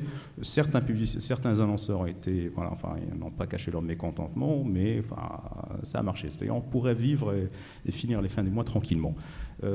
Donc, il y a ce problème-là de dépendance à l'égard du pouvoir économique, à l'égard des opérateurs, des grands groupes qui sont des annonceurs, qui sont des grands annonceurs. Un autre problème, celui auquel on doit faire face aussi dans ce métier, c'est des problèmes qui sont d'ordre interne. C'est le problème de la formation des journalistes. Et ça, c'est un gros problème. Là, ça pas seulement dans la presse, mais ça, c'est un problème qui est général au Maroc et dans tous les secteurs, et qui est lié malheureusement à la nature du système éducatif marocain qui est très défectueux et qui est très très mauvais. On est maintenant à une énième commission royale pour réformer l'éducation. L'enseignement au Maroc est absorbe presque 23% du budget national, mais avec des résultats qui sont complètement catastrophiques. Donc, c'est lié aussi à ce système éducatif. On a un problème de formation des journalistes. Les écoles qui forment les journalistes, il y a quelques bonnes écoles, mais le reste, ça pose un énorme problème, surtout, par exemple, pour la presse francophone, où les profils sont de plus en plus rares, ce qui oblige beaucoup de titres de presse francophone au Maroc à chercher en France et dans d'autres pays d'Afrique où on pourrait avoir des profils de gens qui savent bien écrire en français, s'exprimer, avoir un esprit de synthèse, etc. Donc ça, c'est un énorme problème parce que c'est un journaliste, c'est pas seulement quelqu'un qui cherche de l'information, mais c'est quelqu'un aussi qui doit être ouvert sur le monde, qui doit avoir une grande culture, qui doit... un profil d'un bon journaliste, il est connu. Donc ça, c'est un énorme problème dont souffre la presse au Maroc. Un autre problème aussi qui interne celui de la déontologie, donc ça a été suffisamment traité par mes confrères et amis.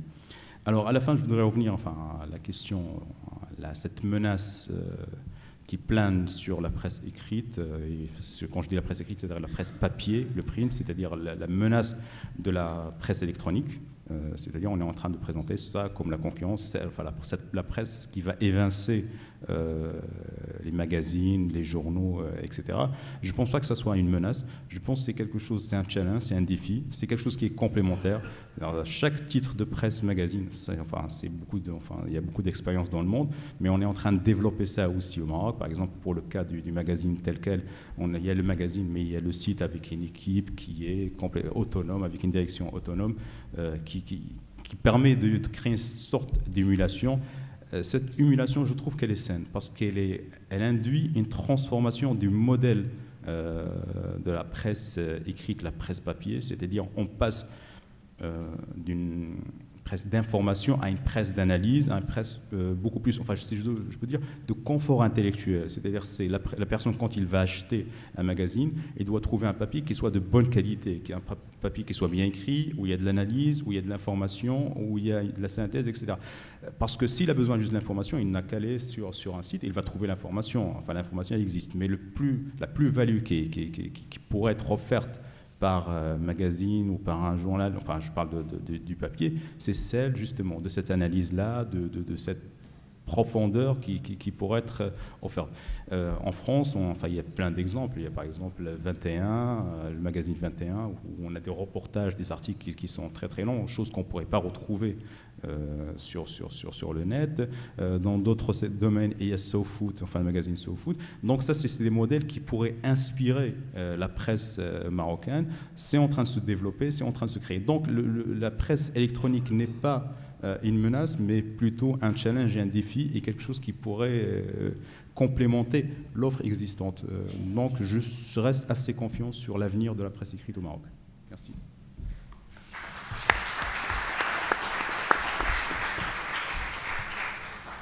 Bien. Merci beaucoup. Donc avant de donner la parole à la salle, je vais poser une petite question. Donc je vais mettre la casquette du lecteur de la presse quotidienne marocaine, donc tous les jours. Le rapport à la justice, est-ce que vous avez l'impression en fait que je lis ça tous les jours presque dans les éditoriaux qui disent au fait que le pouvoir utilise la justice pour domestiquer la presse. Est-ce que c'est vrai ou est-ce que c'est un mythe? Pardon, pour? Le pouvoir utilise la justice pour domestiquer la presse. Est-ce que vous avez l'impression que ça relève du mythe ou est-ce que c'est une réalité? En fait, je peux répondre? Bien sûr. Juste brièvement, je donnerai peut-être la parole à Abdallah Torabi pour le volet de la presse écrite, en tout cas. Peut-être pour toi aussi, pour le volet numérique. L'intervention du pouvoir par rapport à la justice. Alors écoutez, ce n'est pas une règle, mais c'est vrai que dans certains procès, je pense que la justice, comme elle n'a pas encore acquis son statut de pouvoir indépendant, il y a parfois certains juges, comme j'ai dit tout à l'heure, qui font de l'excès de zèle. D'abord, donc c'est pour ça que la question elle est un peu compliquée. Les histoires de coups de fil, je ne peux pas le certifier puisqu'il n'y a pas de preuves, mais c'est vrai qu'il y a des interférences. On note qu'il y a des interférences dans les procès. Mais on ne peut pas avancer, on ne peut pas en dire plus puisqu'on ne connaît pas, disons, les coulisses. Mais je veux dire que c'est quelque chose où il y a à la fois un manque d'indépendance du pouvoir judiciaire, mais aussi parfois un certain excès de zèle, comme j'ai dit, de la part des juges.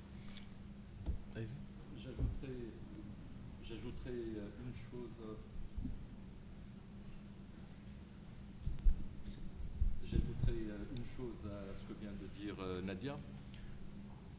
Il y a aussi une réalité, c'est la formation des juges. Comme à un certain moment, les juges marocains n'avaient pas la formation suffisante pour traiter certains dossiers de crimes économiques, la section financière. Les juges marocains n'avaient pas de formation suffisante pour traiter des délits de presse. Et nous n'avons pas de 17e chambre correctionnelle. Et il a fallu qu'un certain nombre de juges partent effectivement en formation à Paris et voient le fonctionnement de la 17e chambre correctionnelle. Récemment, on vient d'être condamné par un tribunal selon le code pénal. Pourquoi? Parce qu'on a diffusé, on a coproduit et diffusé un documentaire qui s'appelle Hercule contre Hermès. Tout le monde nous disait vous ne le diffuserez jamais parce que ça touche des choses trop sensibles, etc. Effectivement, on a été poursuivis 6 fois. 5 fois, Hermès a été débouté. La 6e fois, on nous a chopés. Et on nous a poursuivis sur la base du code pénal. Et la lecture que pouvait avoir ce juge-là, c'était une lecture de « oui, mais là, il y a une diffamation ». Là, il y a une dénonciation calomnieuse. Apportez-moi la preuve là de ce que vous dites. On a beau lui expliquer que ce n'était pas un reportage, que c'était une création cinématographique, documentaire, et qu'il y avait un regard subjectif du réalisateur, etc. Et pour lui, c'est comme si on lui parlait mandarin. Oui, je voulais intervenir. C'est vrai que la justice, la justice je trouve Abdallah Tourabi a parlé de l'enseignement qui était un des gros points faibles du Maroc, une des grosses stars du Maroc. Je pense que la justice est aussi un des plus gros problèmes. D'abord parce qu'effectivement, il y a peut-être une certaine incompétence de la part de certains juges, d'une partie des juges, mais aussi je pense qu'il y a effectivement des interférences aussi politiques. Sur l'affaire Lacombe, pour reprendre cet exemple-là, Ali Hanouzla a été libéré, il doit être jugé, sauf qu'on prolonge. On ne sait pas quand, et c'est arrivé dans d'autres cas. C'est une épée de Damoclès qui plane au-dessus de la tête de ce journaliste. Ali Mrabat a été interdit d'exercer pendant 10 ans. Donc c'est vrai qu'il y a aussi des interférences entre le pouvoir politique et la justice pour contrôler. Je ne dis pas que c'est systématique, mais ça peut arriver dans des cas de figure délicats quand on veut justement peut-être faire taire un journaliste qui est trop irrévérencieux. Merci. Non, je partage ce qui a été dit tout à l'heure. Je partage ce qui a été dit, c'est-à-dire, il y a premièrement, il y a un problème justement de formation des juges, mais il y a aussi cette question de jugement pour l'exemple, c'est-à-dire qu'il y a le cas, on l'a cité, le cas Ali Hanouzla qui était le directeur du site, qui a été poursuivi selon la loi sur le terrorisme, c'est-à-dire pour avoir mis une vidéo d'une organisation terroriste, chose qui est faite par beaucoup, même dans la presse française, on le fait. Elle a été poursuivie selon la loi sur le terrorisme, où il y a cette menace d'une condamnation qui pourrait arriver à 20 ans de prison. Est-ce qu'on imagine un journaliste condamné à 20 ans de prison pour avoir mis une vidéo sur son site? Donc il y a ce problème-là de jugement pour l'exemple. Ça revient à la question essentielle et principale, c'est la question des lignes rouges au Maroc. On ne sait pas à quel moment on a touché à une ligne rouge. Comme je l'avais dit, il y a une liberté qui est là, une liberté qui est formelle, celle de la loi, mais en même temps, aucun journaliste, à ma connaissance, ne sait où commence cette ligne rouge, jaune, et est-ce qu'on a traversé la ligne jaune ou pas. Je vous donne un exemple qui est très simple, celui du magazine tel quel. En 2009, un sondage a été réalisé par le magazine tel quel sur la popularité du roi et sur la satisfaction, le bilan du roi. Est-ce que les gens, après 10 ans de règne, est-ce que les gens sont satisfaits ou pas? Donc, le sondage était plutôt positif, c'est-à-dire, je me rappelle, de mémoire, c'était presque 90% ou encore plus, 93% des sondés ont dit que le roi a un bilan qui est positif. Et pourtant, le numéro a été censuré, a été détruit. Moi, pour François Hollande, en France, si un sondage lui donne 93% d'avis positifs, je pense qu'il va envoyer des bouquets de fleurs à la rédaction, et non pas des huissiers et des policiers. Merci. Allez-y. Allez-y. La parole est à Monsieur ? Attendez, il y a le micro.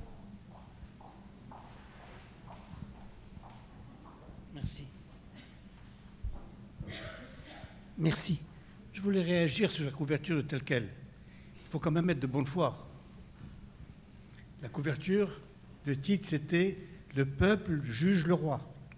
C'est ça qui a suscité le courroux et le rejet. Et c'est parfaitement légitime. Quand on connaît le Maroc, quand on connaît la place de la monarchie au Maroc, ce que représente le roi dans l'opinion, etc., on ne joue pas avec ça. Dans aucun pays du monde. La comparaison avec Hollande ne colle pas, c'est idiot. On n'est pas de bonne foi. Et lorsque tel quel a mis ce titre, c'était pour piquer. Il savait qu'il était en train de faire le malin. Donc c'est un choix. je voulais intervenir, si vous permettez, sur autre chose.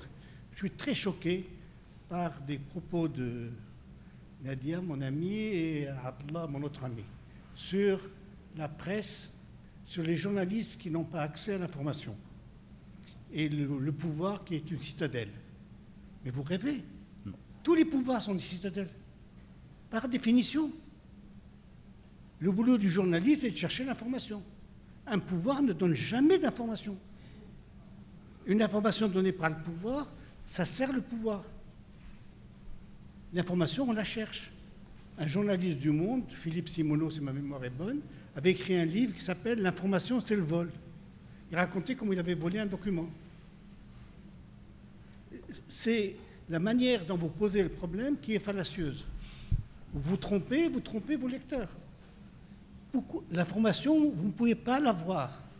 Il faut la chercher. Et un journaliste, par définition, a des relations. S'il n'a pas de relations, ce n'est pas un journaliste.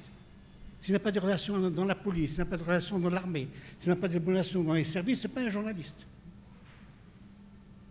C'est le b.a.-ba du métier, vous le savez. Et quand vous parlez du Maroc, vous parlez comme si le pouvoir est fautif qui ne donne pas d'informations. Ce n'est pas son boulot. Excusez-moi. Oui. Je suis un peu je peux répondre? Choqué parce que j'entends souvent. Je crois que vous avez le droit de répondre, mais vraiment... La première fois que j'ai entendu ça, c'est Belkhehan. La première fois que j'ai entendu cette phrase, c'est Belkhehan, qui était directeur d'un journal et qui disait dans un colloque, il s'est fâché avec moi parce que j'ai réagi de la même manière, et il a dit « Le pouvoir ne me donne pas de publicité, le pouvoir ne me donne pas d'information ». Et quand je lui ai dit ce que je viens de dire aujourd'hui, il a été choqué et s'est fâché. Allez-y, vous pouvez répondre. Une minute. Hein.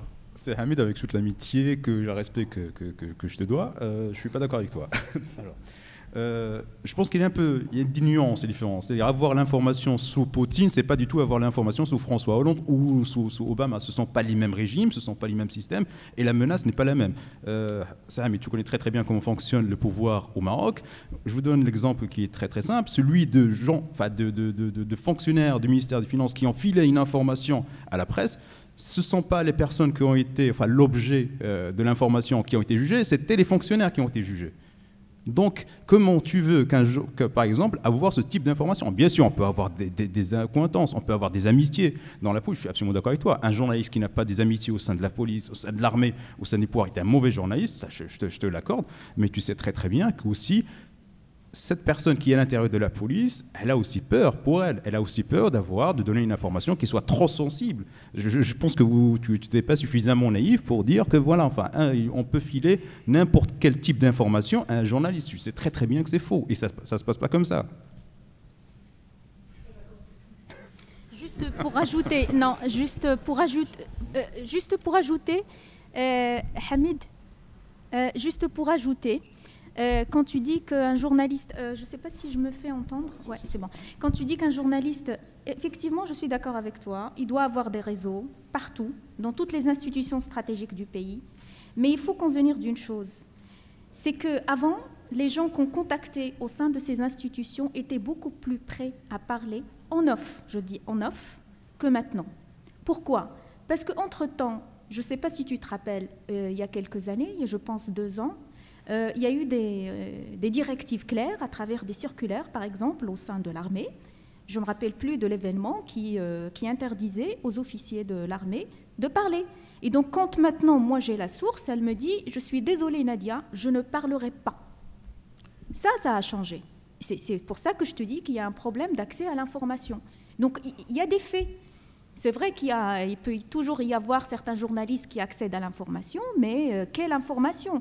Là encore, c'est un autre débat. Quelle information on peut avoir maintenant? Merci, c'est clair. Donc, on va donner la parole à la salle. Donc, allez-y, monsieur. Bonsoir. Merci beaucoup pour toutes ces interventions. J'ai suivi avec attention tout ce que vous avez dit. Marocain d'origine moi-même, je suis vraiment content de voir qu'il y a quand même une liberté de ton dans la presse, même si, effectivement, on a le sentiment, comme a dit Madame Lamli, qu'il y a des fois, l'étau se resserre par moments et se relâche. Il y a un rapport un peu schizophrénique du pouvoir entre ce qu'il veut véhiculer, c'est-à-dire une liberté de ton, et également ce qu'il réalise comme contrôle, d'une certaine manière, sur la presse. C'est plus comme avant. On a effectivement le Mekhzen qui dirigeait il y a quelques années directement l'information. Aujourd'hui, c'est plus diffus. C'est de l'influence via des entreprises très proches du pouvoir. Et on le sait très bien. Est-ce que vous avez une question? Alors, ma question, sur le tirage de la presse écrite, on s'étonne que le tirage est très très bas, et effectivement de la taille d'un pays qui fait 35 millions d'habitants. Est-ce que la question fondamentale pour vous, c'est pas, on ne vient pas à voir ce qu'est le Marocain? On a un problème de fond qui est l'analphabétisation. Est-ce que déjà pour accéder à la presse, quelqu'un qui vient lire un journal, est-ce qu'il a les moyens de lire déjà? Merci. Et ça, je reprends le comparatif de M. Tourabi qui a dit que, effectivement, en comparaison, le Maroc sur la presse écrite, on est un petit nain.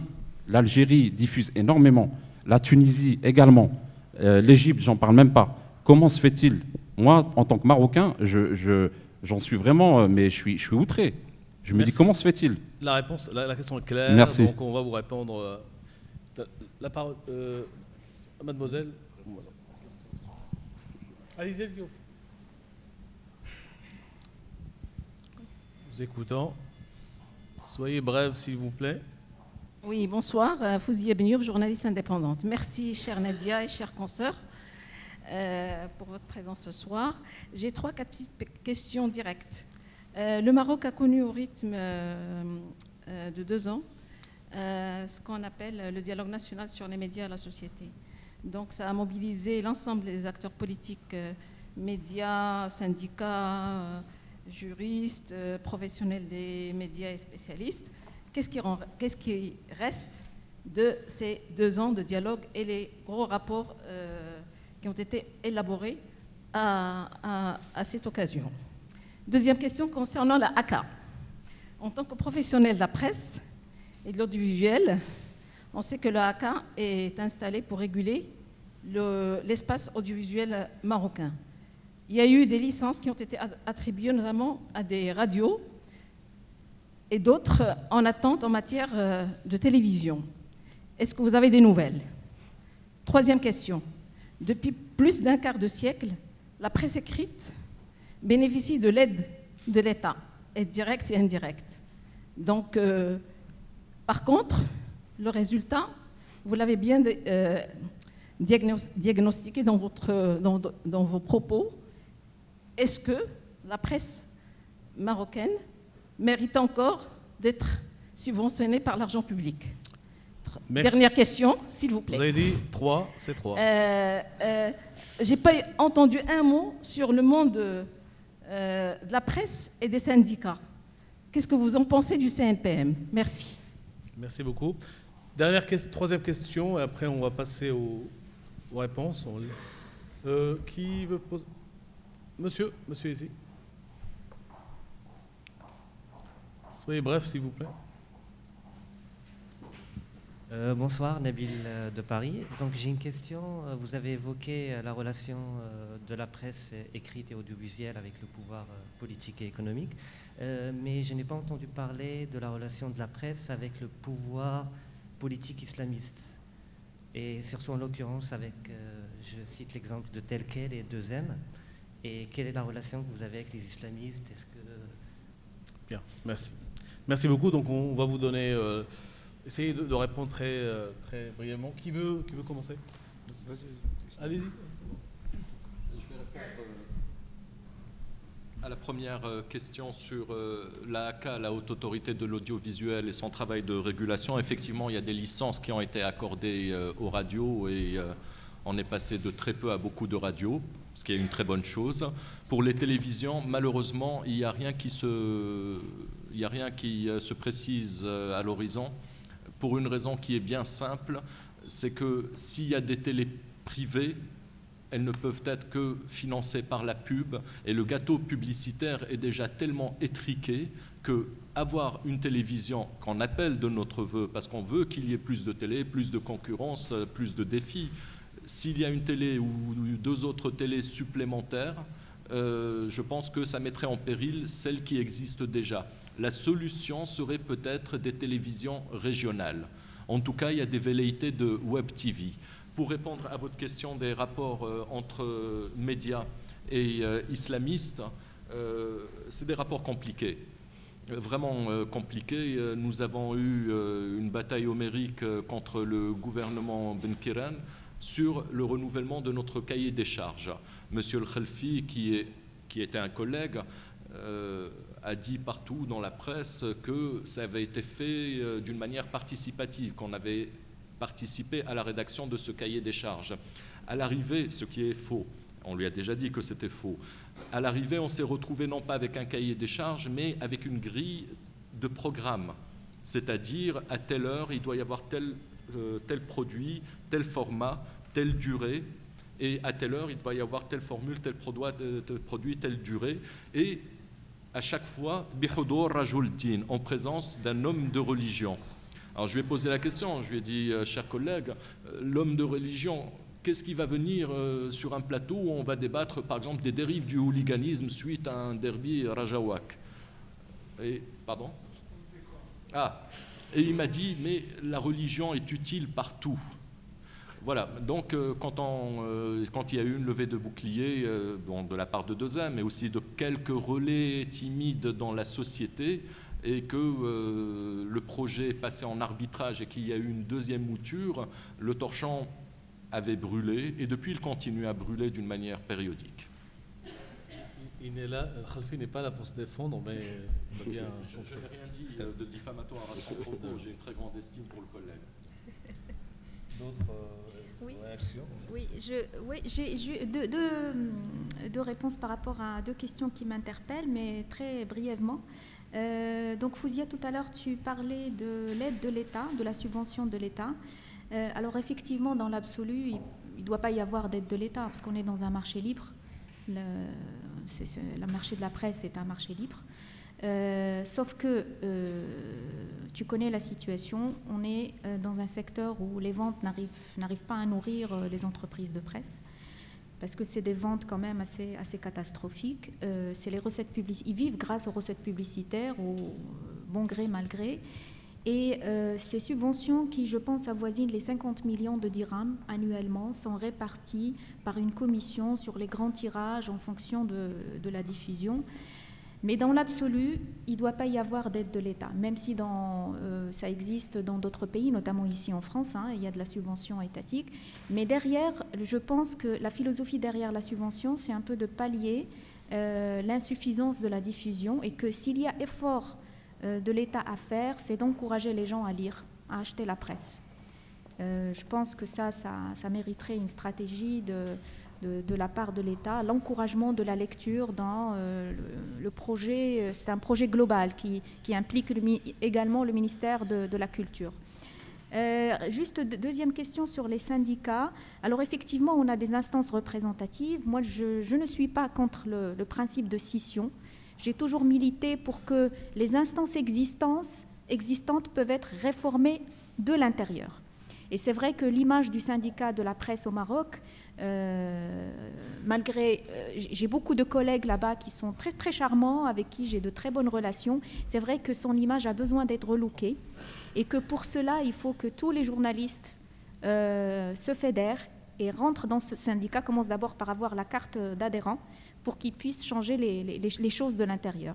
C'est aussi un projet de ce syndicat lui-même pour s'approcher de ces journalistes, parce qu'il y a beaucoup de journalistes dans ces rangs, il y a beaucoup de journalistes de la presse partisane, il y en a très peu de la presse dite indépendante. Donc il y a un mouvement de rapprochement de part et d'autre pour qu'il puisse y avoir un vent de réforme à l'intérieur.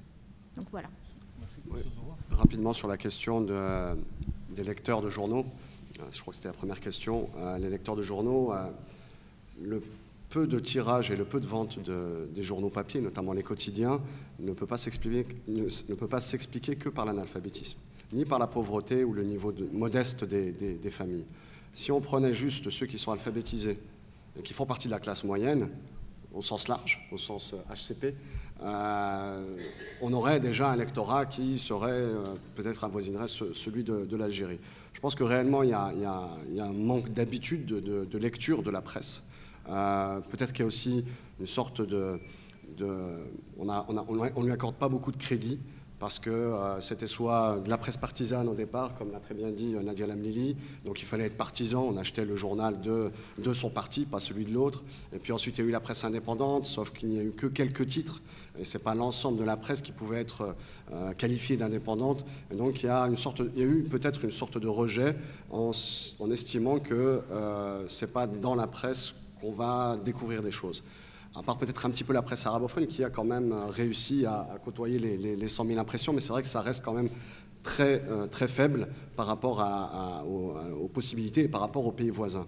Et puis est venu Internet où là, finalement, on a vu que les Marocains souhaitaient lire, peut-être pas payer le journal, mais souhaitaient lire, ou en tout cas ont été poussés à lire, ont pris l'habitude de lire.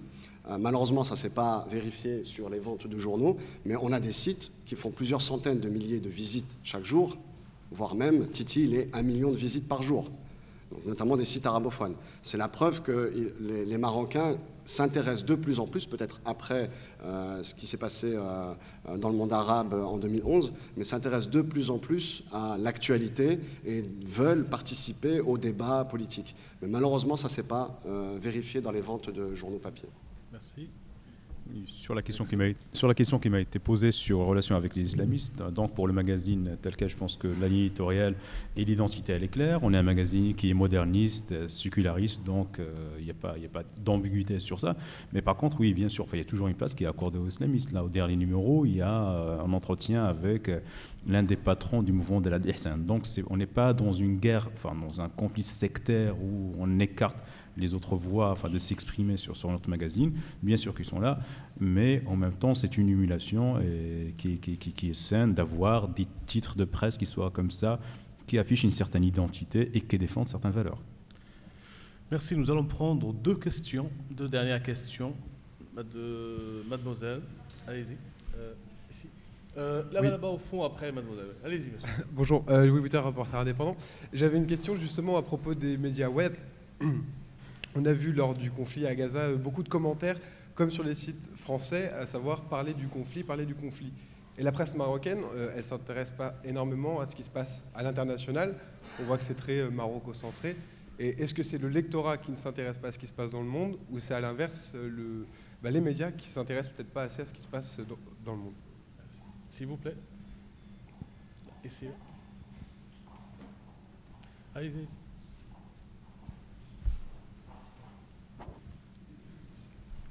Bonsoir, je vous remercie. La première question, c'est pour M. Rida Bejeloun.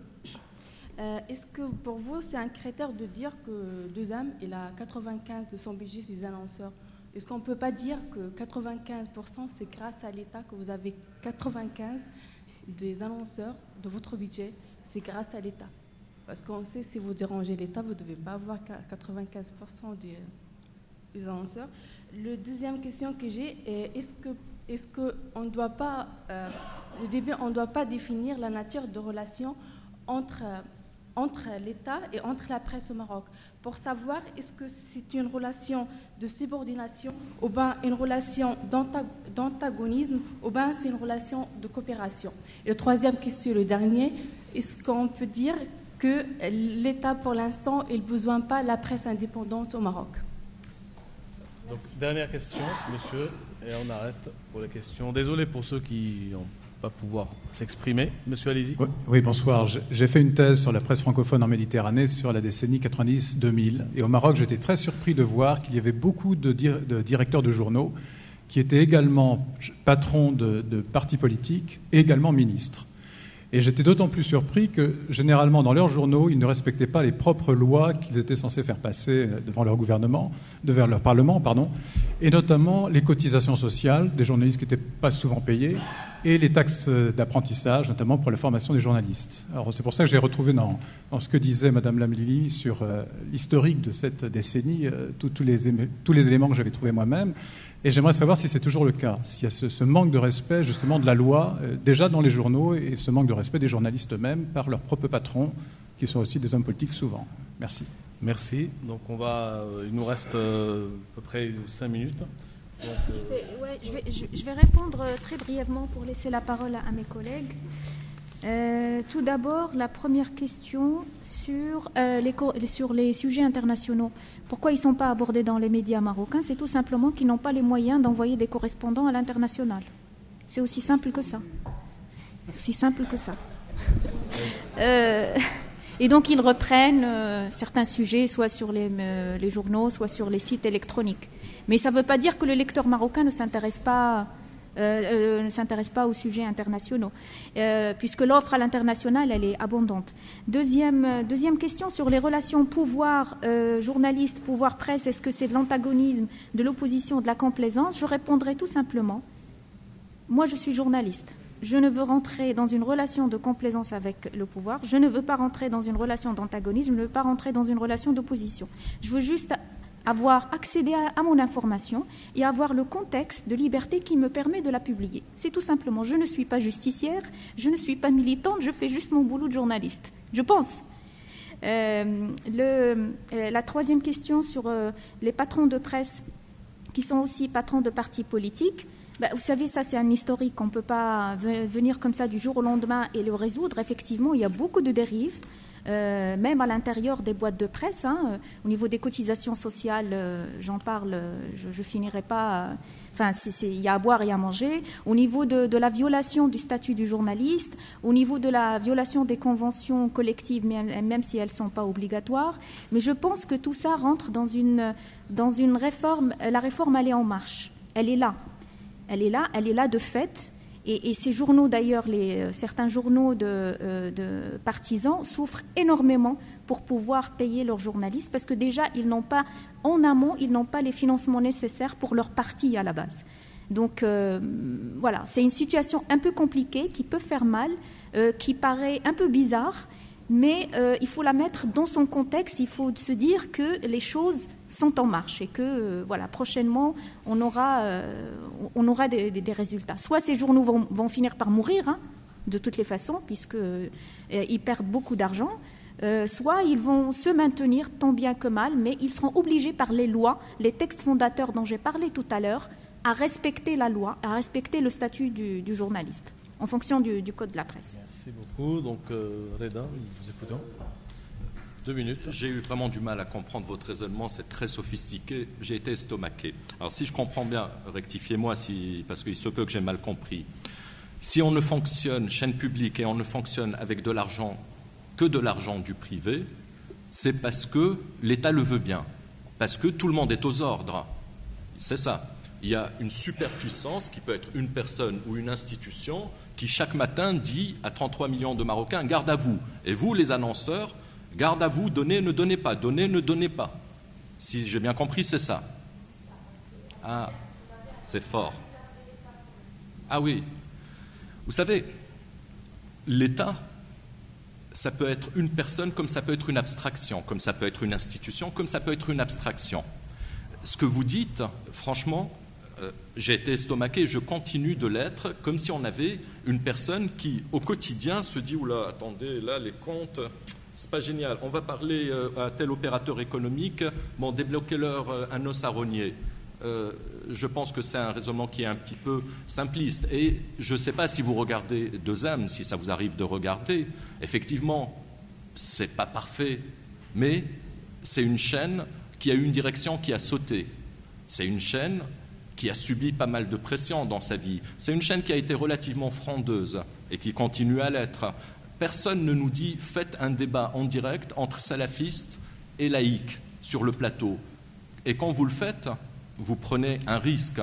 Et ça, personne ne vous appelle pour vous dire « faites-le ». Et quand bien même ça ne rapporte pas d'audience, et quand bien même il n'y a pas une superpuissance en haut qui au quotidien regarde notre bilan en disant « donnez les sous, ne donnez pas les sous ». Merci. Donc, très rapidement sur 2 interventions.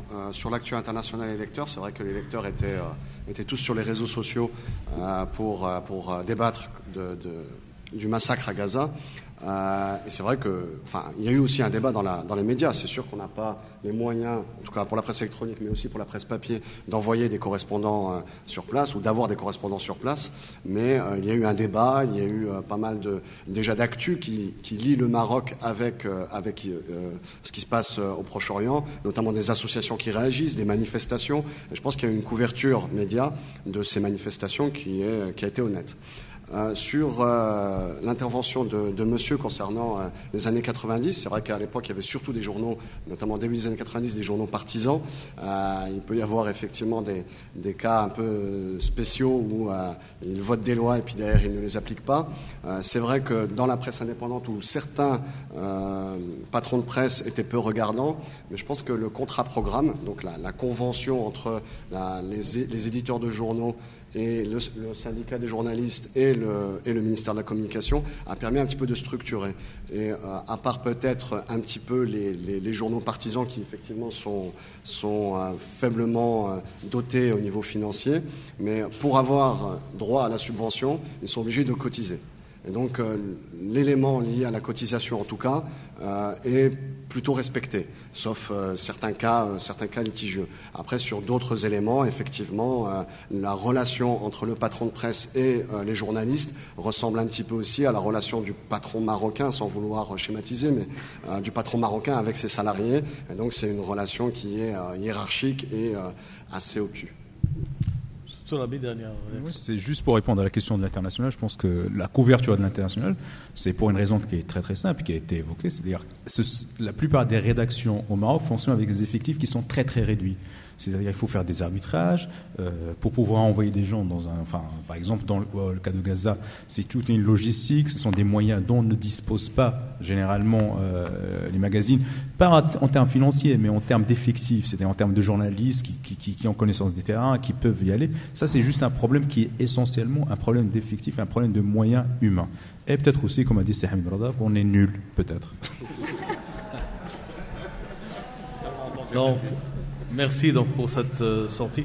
Je remercie donc au nom de l'IMA l'assistance et également les intervenants. Et je vous souhaite une très bonne soirée.